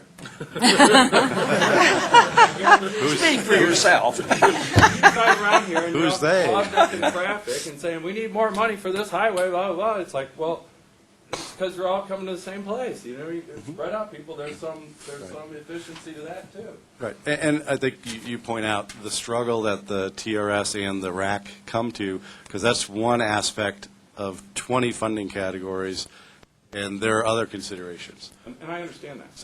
So that's what we're asking you to wrestle with, because they wrestle. I mean, the carryover money was $90,000 Around that, yes. So they went 4 hours on how to allocate $90,000. So when they get to the $2.5 million, all these considerations we're asking you in 20 minutes to struggle with, so you don't have to go through the 4-hour exercise. Mark? Not that we'd ask you to. Thank you, Mr. Chairman. And Mark, I don't think anybody is suggesting we cut the funding to the rural areas just because it's cheaper by the dozen inside our more urban areas. We could make the same reasoning that in order to get goods from rural areas that provide agricultural support, they have to travel on roads that get them to the population densities. So we're dependent on those same roads, even though it's not directly impacted by traffic and the things that are going within your urbanized areas. I think that to Rob's point, because we've fought for dollars for you and for Teller County to be able to provide those additional Meals on Wheels, whatever those senior services are. But even though they've only got we can only get to 100%. So I think what this exercise is kind of trying to give us the understanding of how difficult it is to decide how to divvy up the dollars when we realize that it's not all things are not equal when it comes to the cost per community. And so I just want to assure you that that's not the point of our looking at this, isn't to say, oh, well, you're just less equitable, so we'll just cut you out because when you look at the big scheme of things, it's a small component to the bigger pie, but it means more to you because it's for your community. It's serving your citizens. I just want to make sure that we have an understanding that this is just an exercise to say how difficult it is to prioritize when you've got to serve all. And that's why we're here to discuss that today. What we've been dealing with is going out and digging out two people that are on non-county roads and trying to rescue them and get them out of there. That, we'll come and get you, but we're not taking you back. We'll get you out of there, but we're not going to drive you back and forth to this remote place that you live in. And we've got people, seniors, that are off in these, they want to live in these places and they would be better off in Colorado Springs, but it would be better for them. And I tell them, there's more services for you, there's more hospitals, there's more down there for you. But if they choose to buy a $200 a month piece of property that they could buy for $200 a month out in the park there, and put a camper on it, there's not a whole lot we can do about it. And then we've got to deal with them and take care of them. And they're as important a people as anybody here is, and they need help too. And so I'm just trying to say there's a difference between a person in a neighborhood that has neighbors all around them and a person that's living on an isolated piece of land all by themselves and doesn't have anything. And we have to, you have to either help them or they're going to die there. Commissioner, I have to say, it's going to cost you $51 to get that to that person. Well, either that or they die there. well, yes, and I would like to say that I think that this is something that every member of the Regional Advisory Council is very aware of, that a person in Park County is... I felt uncomfortable about the way this was presented, and the way you did it, it's like, well, okay, well, you make your choices. Well, let's just cut Park County out, cut Park and Teller out of this deal. I've got it completely differently. I consider Park and Teller a responsibility of this organization, and that's, for me, job one.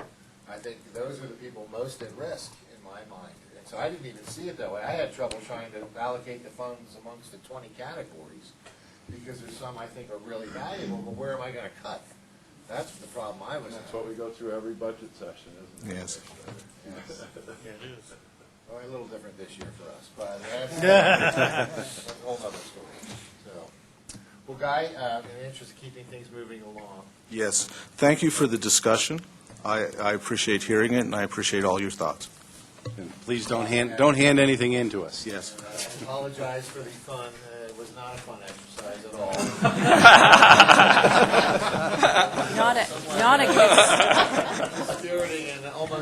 a good start. His Even first my day wife out of tells me I'm not fun from now from time to time. Thank you. Yeah. If she's available, yeah, we can probably clear up a couple other things while, if we have a little more time. Do that, let's give her time. Yeah, she was, I saw her during the break, she's almost done. But I think the good news on the Area Agency on Aging funding, and maybe Guy said it while I stepped out, at the legislature, we're anticipating an additional $4 million a year statewide. That translates to about $440,000 for the list of services you just saw. So we'll let the TRS and the RAC, and eventually you'll get it, hey, how do you spend that extra $440,000? So they will do that exercise, we hope, with additional money. Thank you.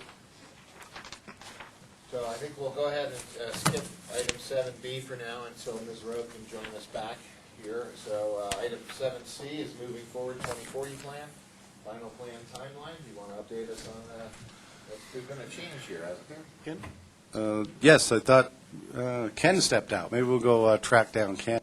But I can present the item as well before we get to the others. This one simply is, after looking at a lot of information, what the other MPOs, the calculations, the work remaining for the 2040 plan, we decided to bump the schedule back so it's not compressed and you have to read a lot of documents. You have to understand funding changes and other things. We think this schedule will get us through the plan, but also we're alluding to the TIP process that I talked about earlier. So this is just this is a schedule before you for both the plan and the TIP.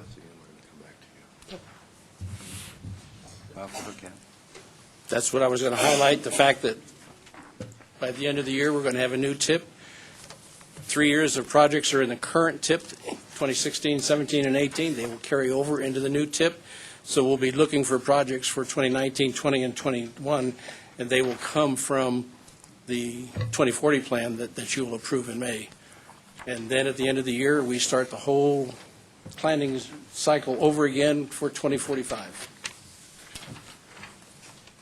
Thank you. So we have our copy of the timeline for this year. Right.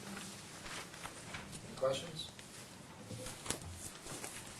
Well, Karen, we see you've joined us. How was your call? It was good. Good. It was good with the new executive director. So I apologize. When's he starting?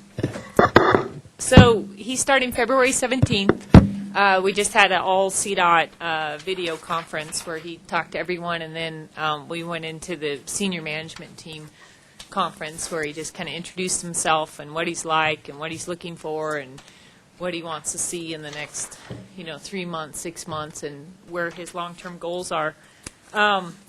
So Shaylin is how you say his name, Shaylin Bott, and it's Bhatt. And his first name, it's Shailin. And he is currently what they call Cabinet Secretary for Delaware DOT.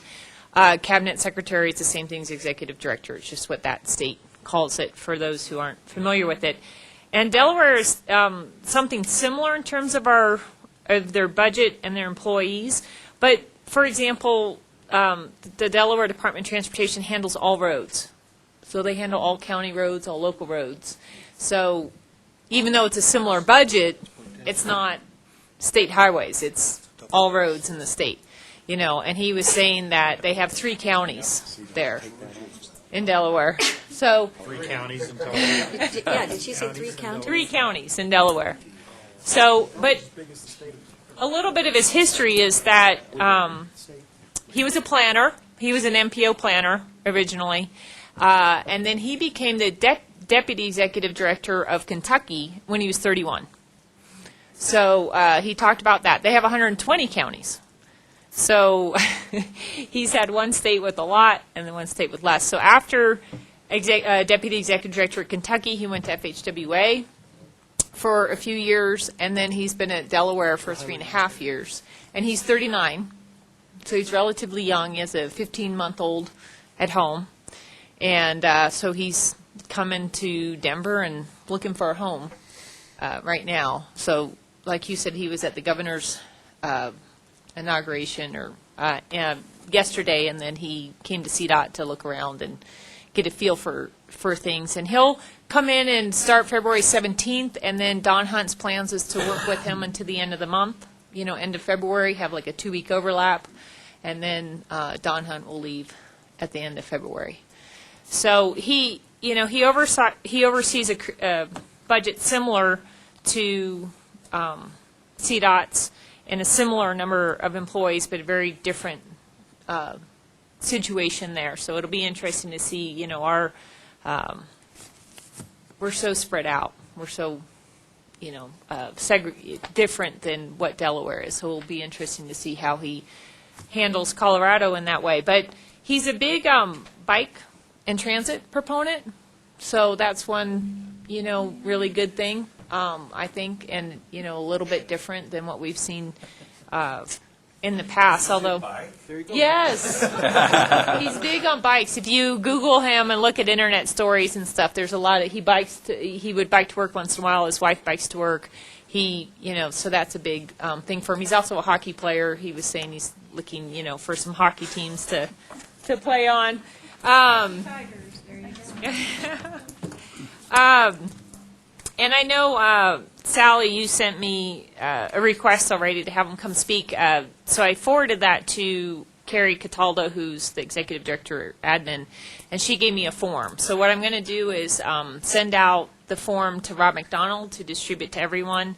And I think on the form it then says, send this form to Carrie or something like that. And so but on the form it asks for specific dates or events or that kind of things and that kind of information. So if you want him to come speak, way to get him in front of everyone. I think we'll be able to short circuit that a little bit if there's a important event. Certainly, that doesn't preclude going through the formal channels, but right. I think there's going to be he'll show great responsiveness. I'm pretty excited. I mean, hearing him speak, he does talk about he's a very collaborative leader.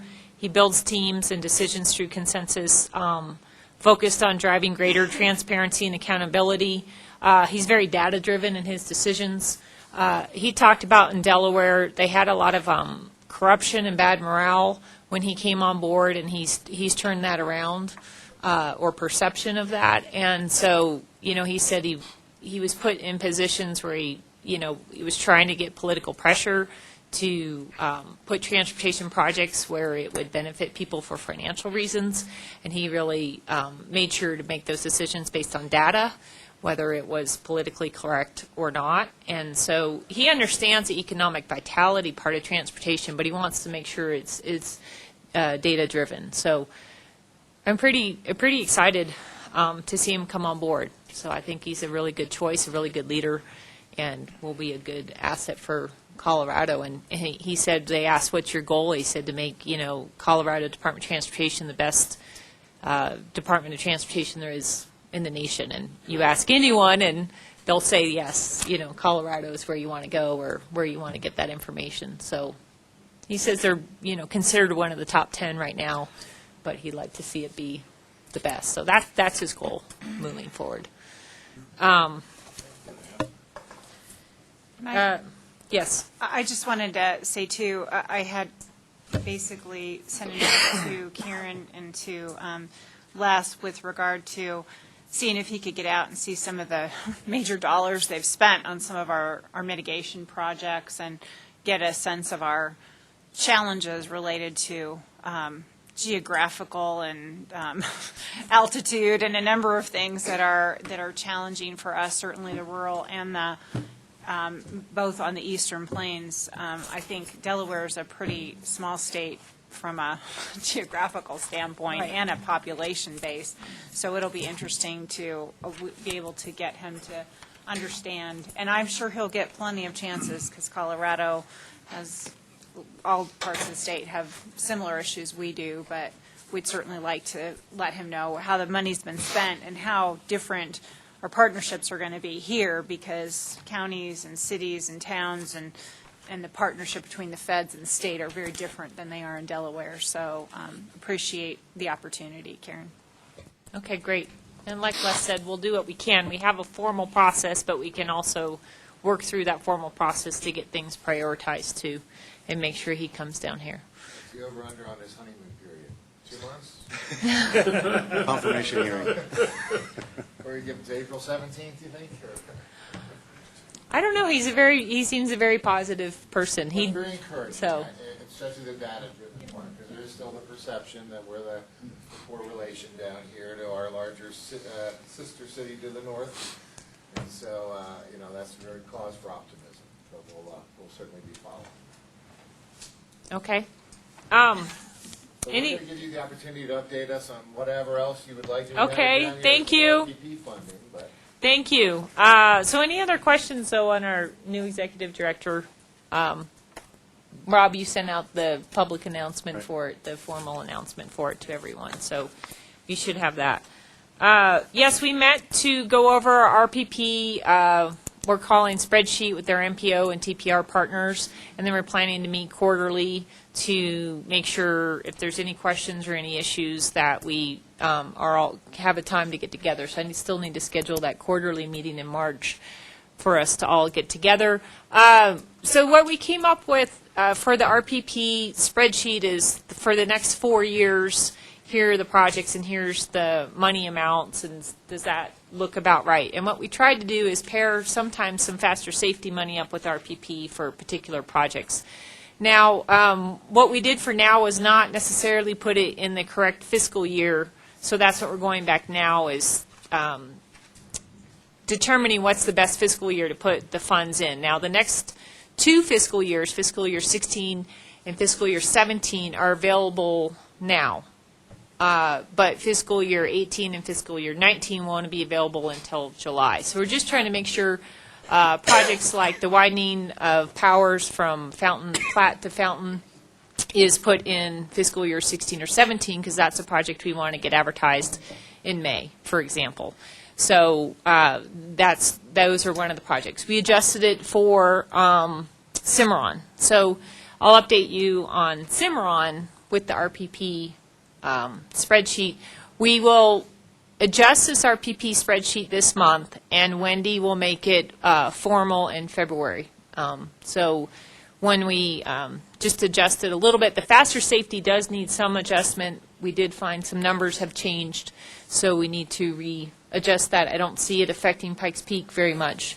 There is probably a project in the Central Front Range that may have to get bumped out, so I'll talk to you about that.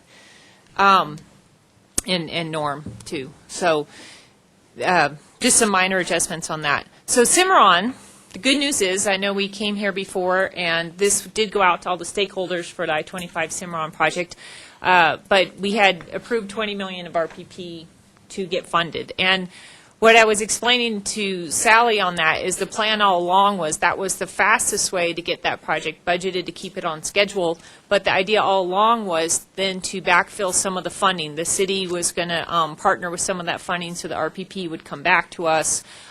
We were all looking at funding the irrigation and landscaping with possibly some private partnership funding, and again, that RPP would come back to us. So even though it sounds like we were asking for 20 million RPP and now we're only asking for a smaller amount, it really was a plan all along that, 4.5 million or so of RPP would come back to this region. So the final number that we got approved by the commission was 12.5 million of RPP would go towards Cimarron. So that's good news. It's a lot less than the 20 million. So a lot of that other RPP money went to a lot of other projects in this area. Then 2 million was from the city. They would fund 2 million. We'd update the IGA, and 5 million would come from ramp contingency funds. Now this was so we asked for 19.5 million. Now what we asked for a little more money than we might need. So we're in the process of procurement with the design build teams, and we think that they can do it for a guaranteed maximum price of $74 million. The independent cost estimate came back and said, we think it's going to be more. So we asked for the more amount just in case. But in February, we'll open the bids and see what the teams come in at. So if there's any savings on the project, if the teams come in at less than the amount than we anticipated, or the larger amount, Any excess funds will go back to ramp contingency. So again, ramp contingency, meaning the transportation contingency, kind of gave us $5 million. If there's any savings, it'll go back to that $5 million. That $5 million will be reduced. So that's the only thing that wasn't really explained in the press release. So again, landscaping and irrigation is in the scope for the contracting team. It's an unbudgeted scope item at this time. When the bid's open and we have the team selected, we'll know how much it'll cost for the landscaping and irrigation, and at that time we can work to fund that scope of work. So I want to make that clear. It doesn't mean we're not doing landscaping and irrigation. It means that right now it's an unfunded item. We'll find out how much that costs, and we'll try and come up with ways to fund that work.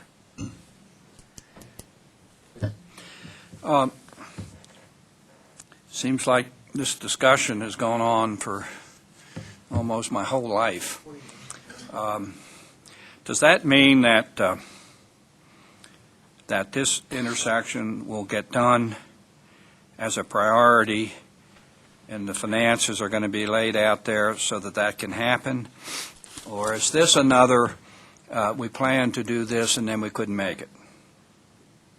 I don't want to sound too negative, but I didn't get a clear picture of that from your description. I think Les would like to respond. Yeah, Dr. Knoll, let me take this one. This is a very high priority project for the state and obviously for the region. It's going to get done. Karen was put under a tremendous amount of pressure. I'd hazard to guess as much pressure as she's faced in her new job over the past couple of months to convince my colleagues and myself that these numbers are going to be more reliable. And one of the things I said to Karen before we had the vote at the commissioners is, don't come back to us and ask us for more money. Let's make sure we get enough money the first time so we don't have these problems. And nothing is certain in this business, as we all know, in terms of where we're going to come out with the dollars. But the commission is confident that we've done everything we can do to make sure we've got a good project. And unless there's something totally unforeseeable that comes down the pike, I can't imagine the circumstances under which this project won't get underway and as anticipated and won't be completed around the time that it's expected to be completed. Just have a follow-up question, make sure I understood you correctly. You believe, Les, that the amount that's going to be offered for this project will be sufficient, and that CDOT will stand behind that amount to do it? In a word, yes.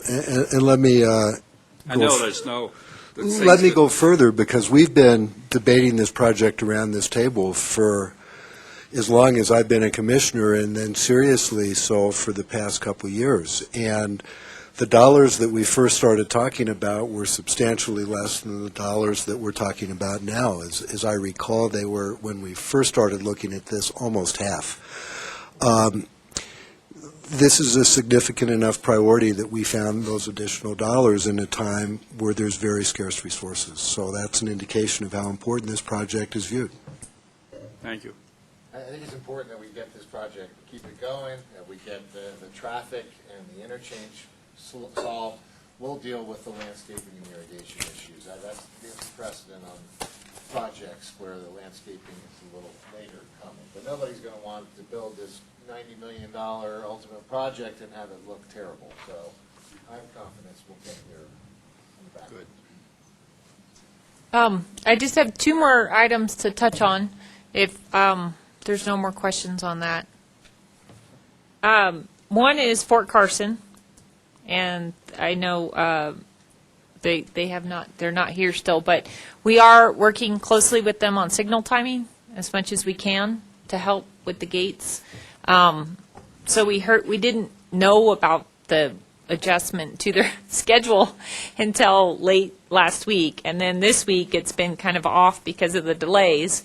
And so, but our traffic group and our signal team are looking at it and trying to adjust it as much as possible. And so sometimes there's a perception that we just plug in some number somewhere and the computer magically spits out what the signal timing should be, and it's unfortunately not that sophisticated. It's going out there, watching things, adjusting the timing, see what happens, you know, that kind of thing. So it's a little bit old-fashioned. And if the gates back up to the intersection, there's only so much we can do with the signal timing. So we're working with the base on that and trying to make sure to do what we can to help with those traffic backups.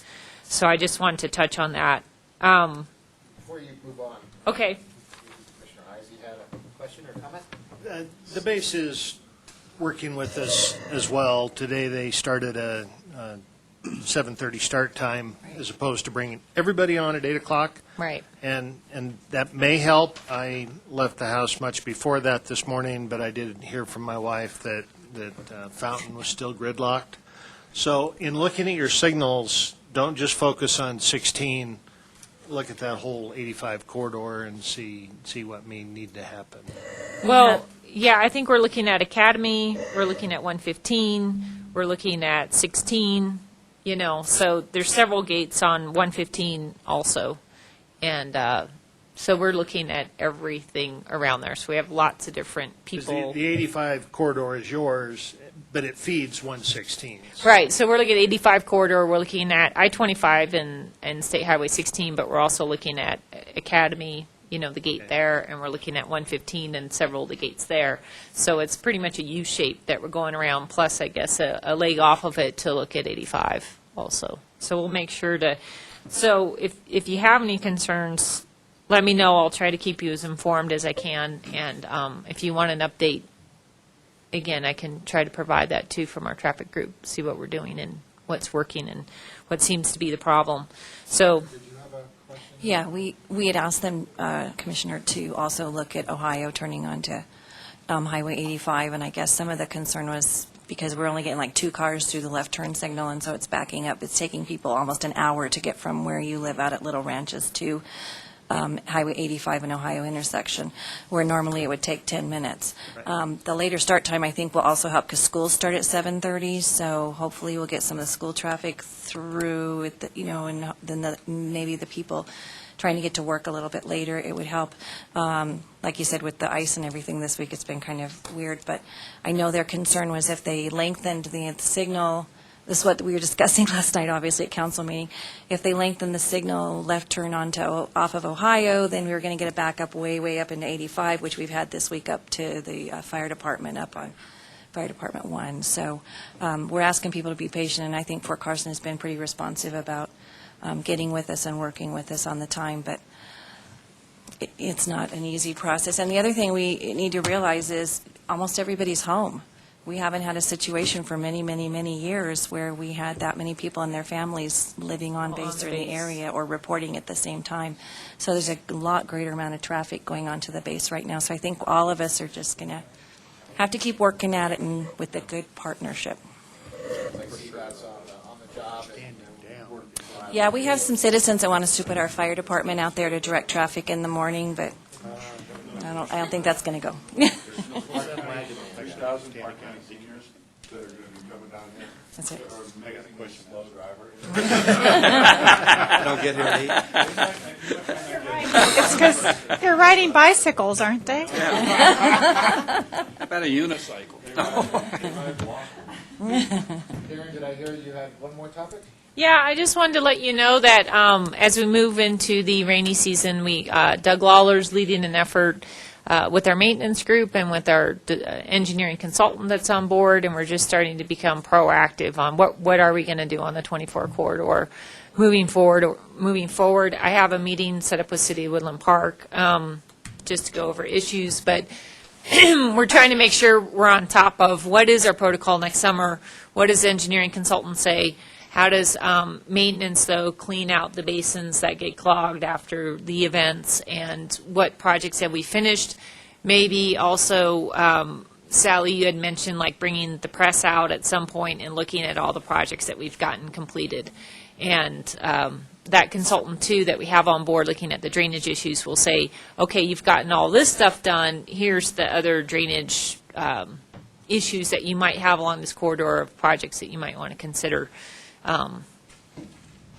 getting improved. So we are meeting in February on that. We'll keep moving forward on meetings to make sure that we have a plan in place before the rainy season hits, and we're communicating that plan and showing the press too all the things that we have done and why it would be safe to drive that corridor going into the rainy season. Reassure people. So there's the one side of people that like the more you keep it open, the better, and the other people will say, it scares me to drive through if you're not too cautious. So I just wanted to let you know we are trying to be proactive on that end. So Once you get your raft down with Woodland Park, maybe we'll let you out to Mammoth too. I know a lot of our businesses have been asking a lot of questions. okay, so yeah, if you have any other, we have a US 24 communications plan. We have a website. We need to update that website. So maybe too, if there's other ways that we can help communicate this to communities or come to city council meetings or things like that, then we should try to move forward with those efforts. Do you see the relationship of STAC and CDOT and the Transportation Commission changing at all with this new director? Or is it going to be pretty much business as usual? Right now, I don't see that as a change coming. You just don't know. So he did get the job. I mean, a lot of it's on the internal. We have a 5+1 action item plan for internal to CDOT. I can share that with you, but it just talks about here are the 5 goals plus an internal goal, and here are the metrics or performance measures we have for those goals, and he's in line with those. So we don't think to see any major changes in the first year. You know, again, he's coming on board, he's getting up to speed, he's seeing what's going on, but in overall, he's happy with the direction we're going. So again, TSM&O is a term, transportation safety and management and operations is a big way to try to mitigate traffic without building our way out of it. And so that's an emphasis CDOT's been taking, but he's in support of that also. So, for example, that's a direction we'll probably keep going. But I don't see any major changes. We'll see. I'd like to just add a couple things. Remember, Commissioner Dualaby, that the Transportation Commission is in charge of budget and policy ultimately. So we're thrilled from what we've heard that this gentleman, Mr. Bod, is apparently going to continue along the lines of Don Hunt. I don't know for sure, but Don has indicated to us in a roundabout way that he was very involved in the recruitment and selection of this gentleman. So I think there's going to be a pretty seamless transition. With respect to STAC, and I defer a little bit to Commissioner Steen on this, I think there is going to be somewhat of a change in STAC and its relationship to CDOT and the Transportation Commission. It's already underway. So it's not going to make a difference in how PPACG is represented, but it's in how STAC interacts with CDOT and the Transportation Commission. That was my question. There won't. There has been a shift at STAC, and I mean, Barb will be the first one to. Yeah, and then the shift has been primarily, if I may, it's become much more conversational. That we asked the CDOT staff that we would engage earlier in processes of policy development, that we would have comment on ideas before they get too many roots, if we think they're bad ideas, and earlier input on funding and budget before actually, this is conversations and development process, not simply a briefing of what we decided upon. My question to her before was, does the governor appoint this person, the director? And the answer is yes. And so my feeling was that the direction is going to continue, since we have just reelected that governor, that the direction is going to continue in that kind of direction. That's kind of what I was trying to feel out. Yeah. All right. Well, thank you. Karen, any final questions? Will we move on to the... And I think Karen's doing a great job, by the way. Let's jump onto the fiscally constrained project list for the 2040 moving forward plan.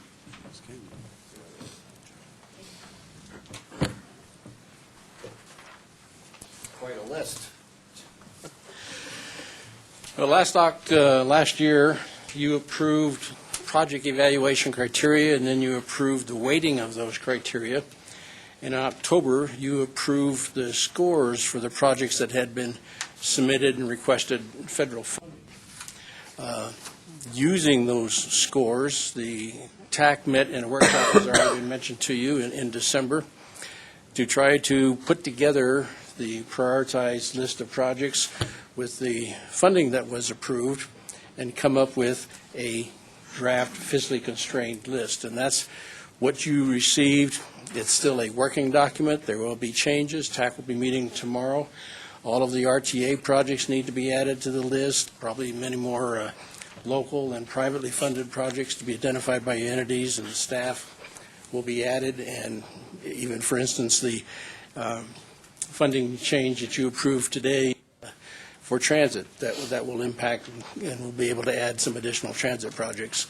So a modified list will come back to you next month with a recommendation for inclusion in the plan as a draft to go forward for the final review process. We hope to have some additional projects in it. If you have any preference on what kind of a format, right now the projects are sorted by entity and then by the highest cost project to the lower.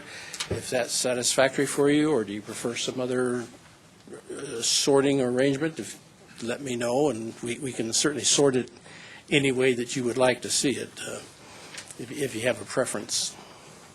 So when you say modified, you mean expanded? Yes. There's still opportunity to have projects included onto this fiscally constrained list. Correct, and even until the plan is finalized, as we go out for the public or something, or as things change. I know there's some financial things going on that might impact it even a couple of months from now. So it's a draft list, and it'll stay that way until you finally approve the plan. And in the plan, it's shown as an alphabetical list by name of project. But in terms of your review for our purposes right now, we can sort it and present it to you any way you like. Yeah, I was wondering if you had a prioritization overall of these. In other words, as you built the list and you obviously scored them somehow, did you generate a prioritization of which one would be the most critical?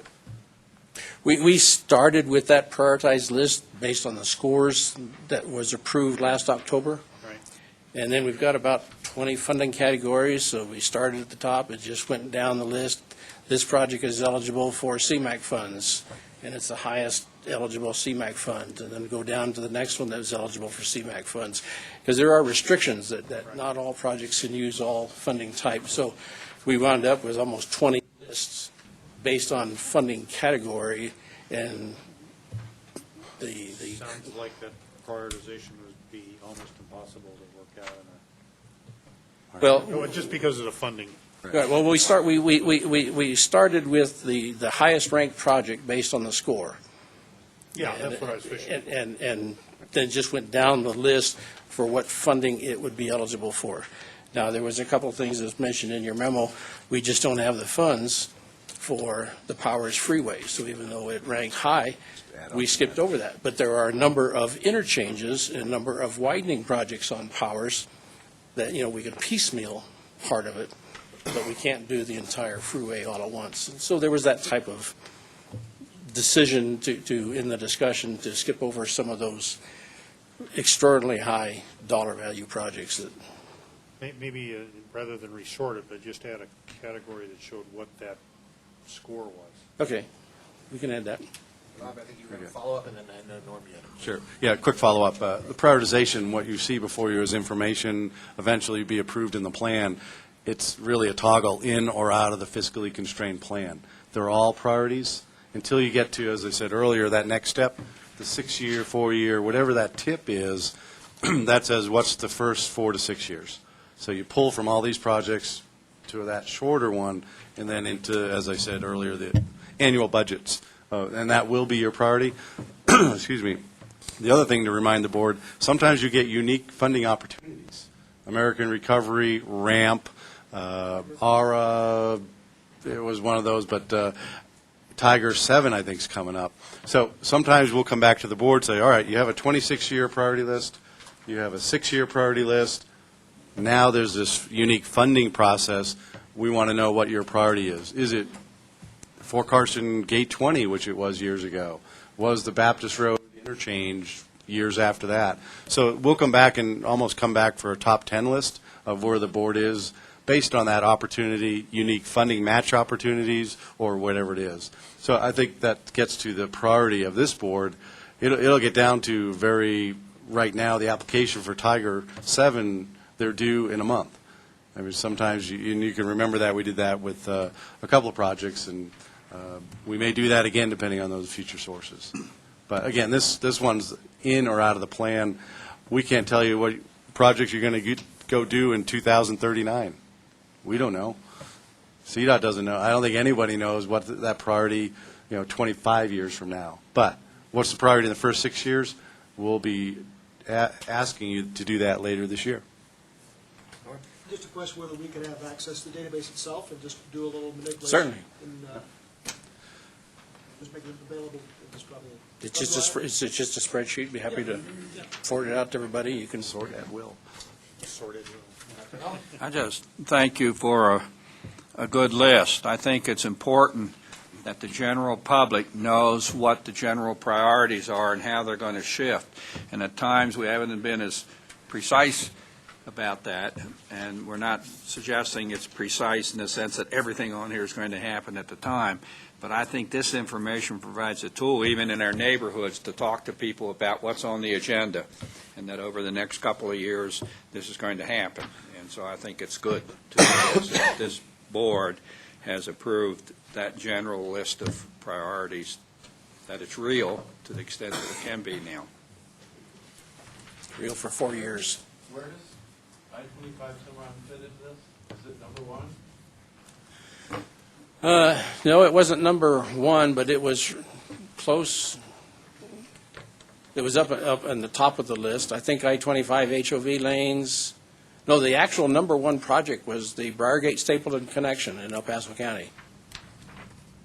East-west connection between 24 and The north part. Should be your district. Stapleton's not ringing a bell. Stapleton's an It may east-west not be road. ready. It's a short road right now, up in the Falcon area. And actually, the county's working on Stapleton out on the 24 side. Right. And someday they're supposed to meet, because they don't currently.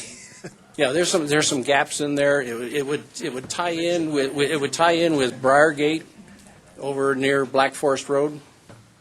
It's an east-west road, but that was the number one scored project.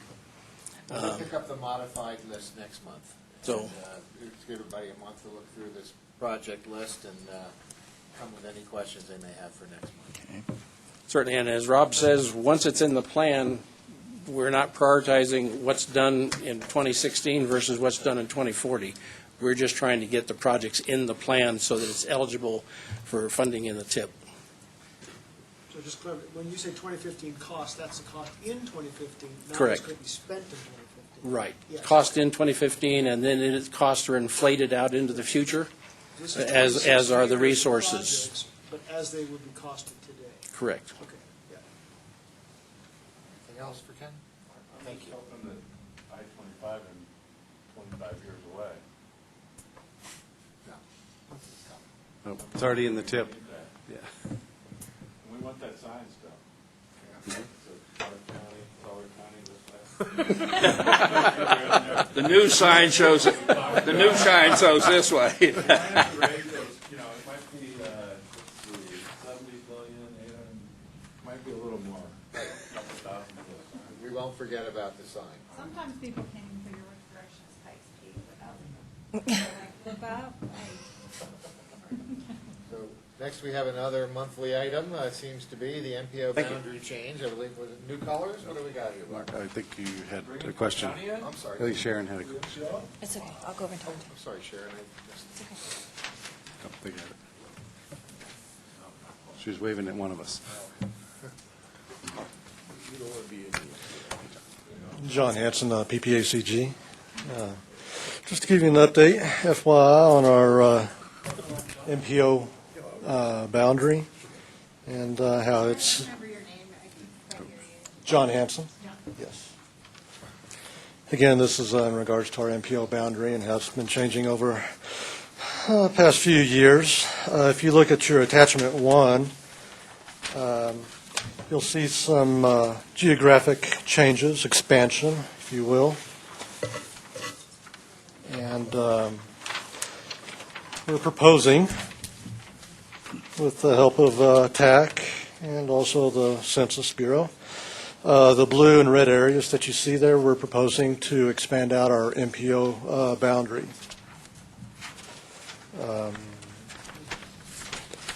This particular map has been passed around with the TAC, and it's hopefully reaching some final decision on what they want to do with it. So, quite simply, this is what we're proposing, and the little inset map, the MPO inset MPO overview shows your whole MPO area there in green, and the additions that are proposed, and then we're focused a little bit more there in the southwestern end, since it's a little bit more notable. So that's all I have to present. Is there any questions? When will we be making a decision on this?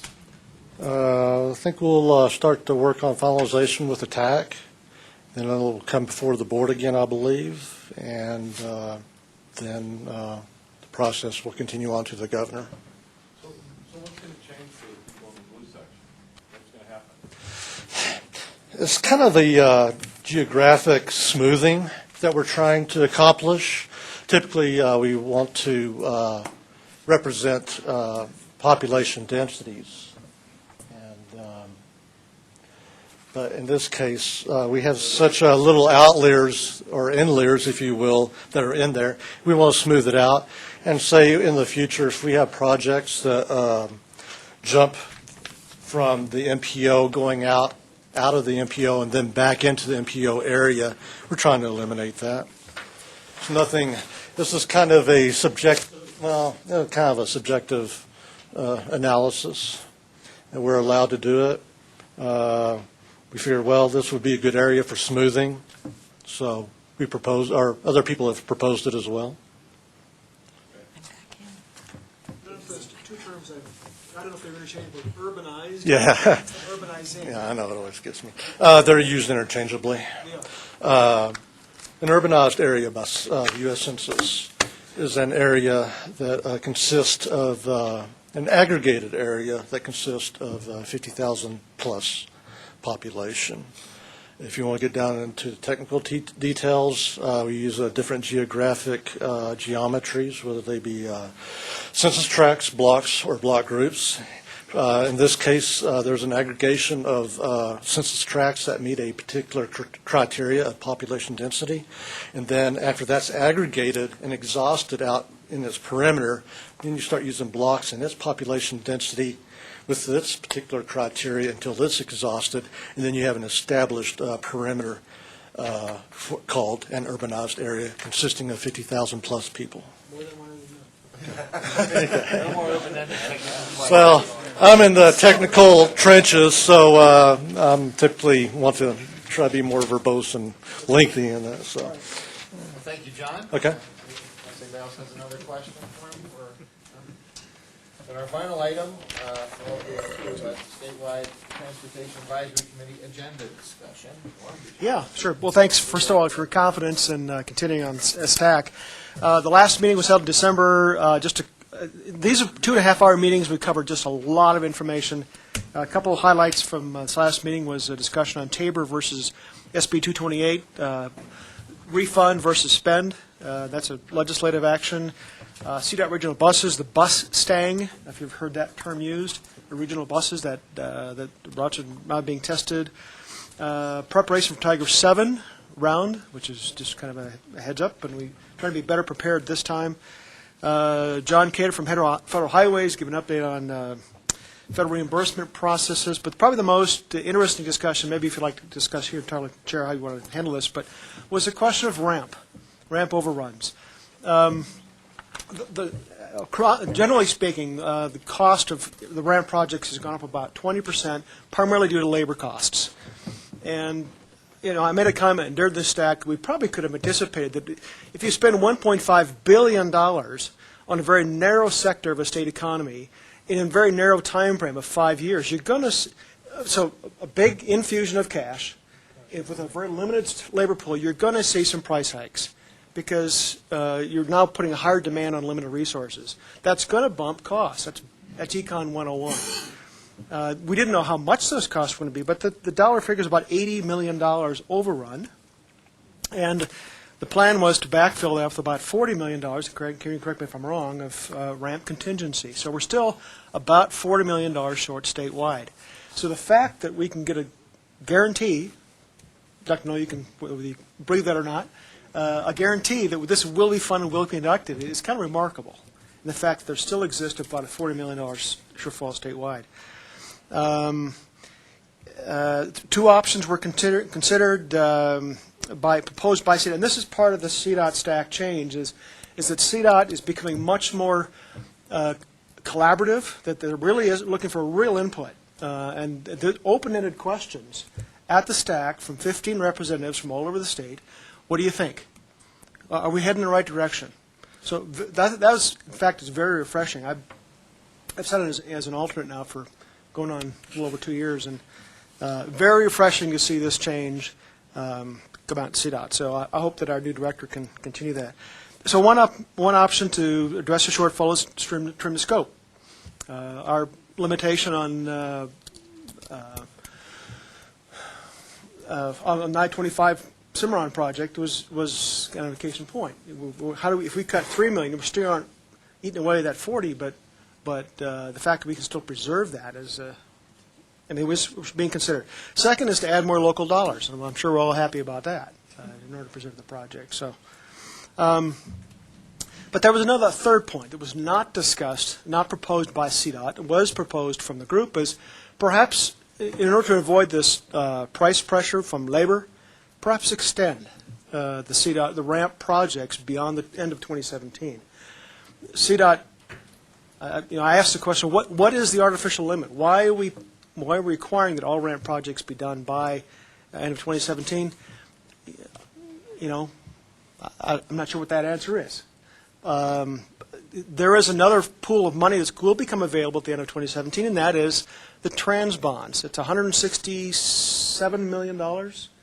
Those trans bonds will be paid off at the end of 17, freeing up $167 million statewide for perhaps other uses. CDOT already has a plan for that money, and there's been some discussion at STAC whether those funds ought to be made available for other purposes. But nobody volunteered to surrender their project, their near-term project. I understand 6 of 38 projects have been awarded, 6 of 38 only, and of course I-25 Cimarron is not one of those 6. But we expect it when, Karen, to be awarded. When's likely award date on? For Cimarron, the proposals are due January 22nd, but the bids open the end of February, so we would award shortly after that, and they'd start construction. Okay. We're hoping in May or June. Okay. So the point I want to make is that I think we're very fortunate to have the I-25 project preserved with commitments from our commissioner.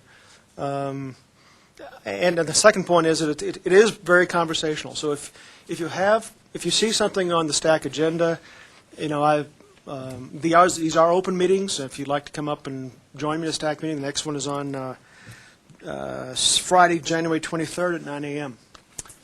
Orange juice and donuts.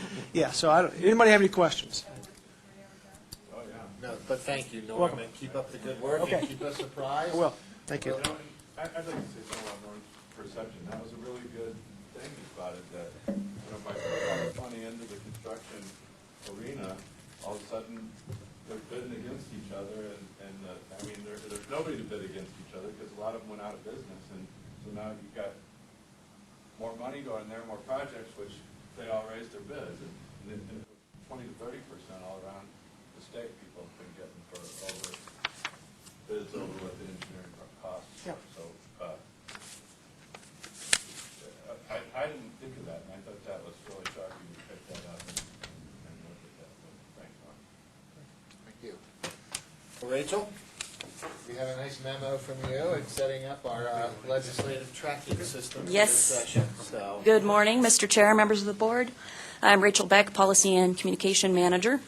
And as Mayor Snyder said, the Colorado Legislature convened its 2015 session last week, and members have already introduced 111 bills. So the staff is combing through those to look for things that will affect PPACG and our programs.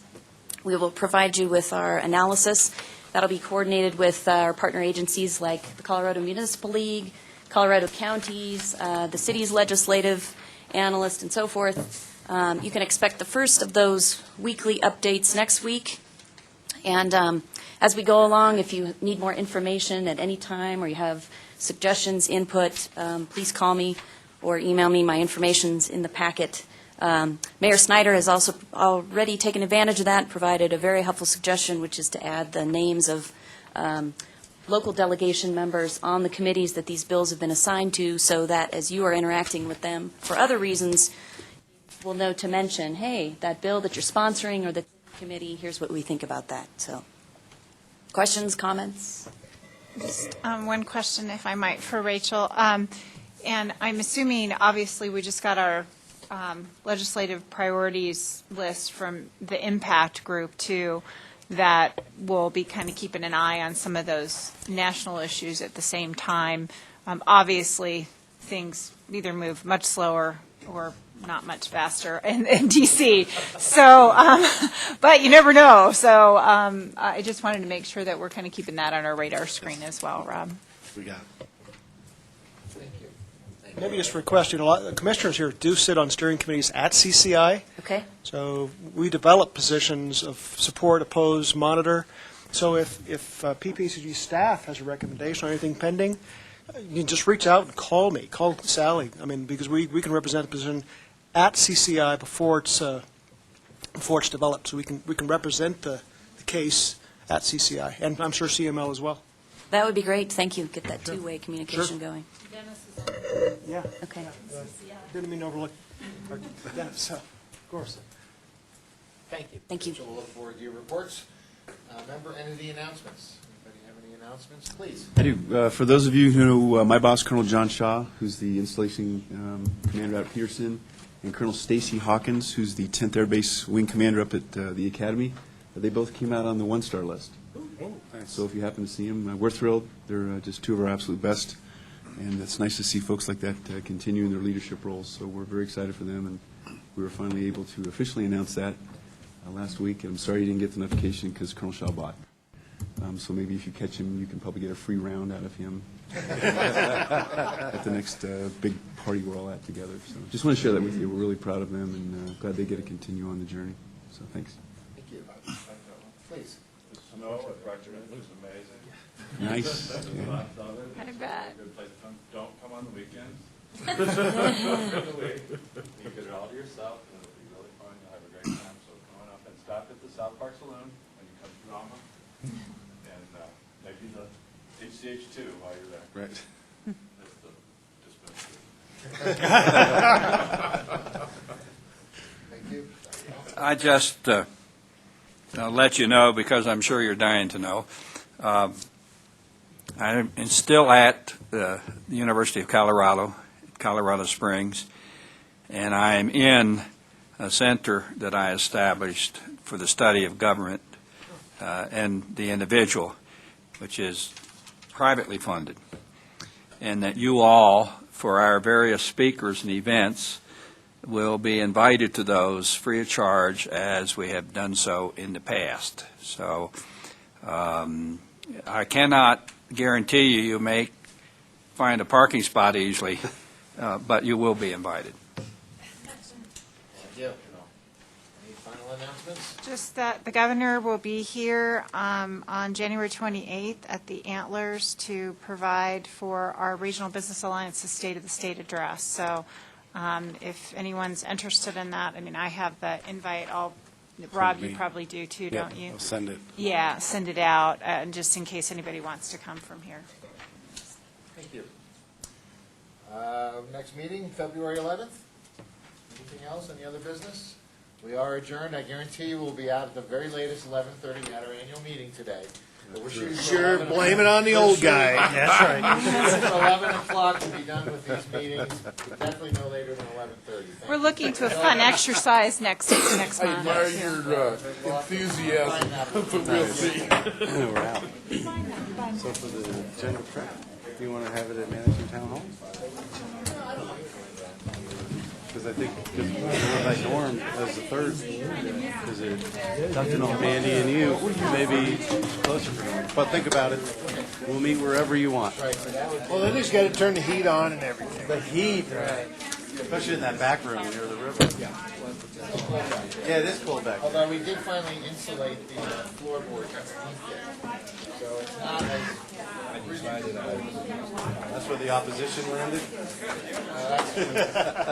Sorry. They required us to do. Yeah, I used to go when Tyler was chair. I used to go to his place of work. Yeah. They pay my salary. Got in there. I think it was Wayne was vice chair at that point. You might have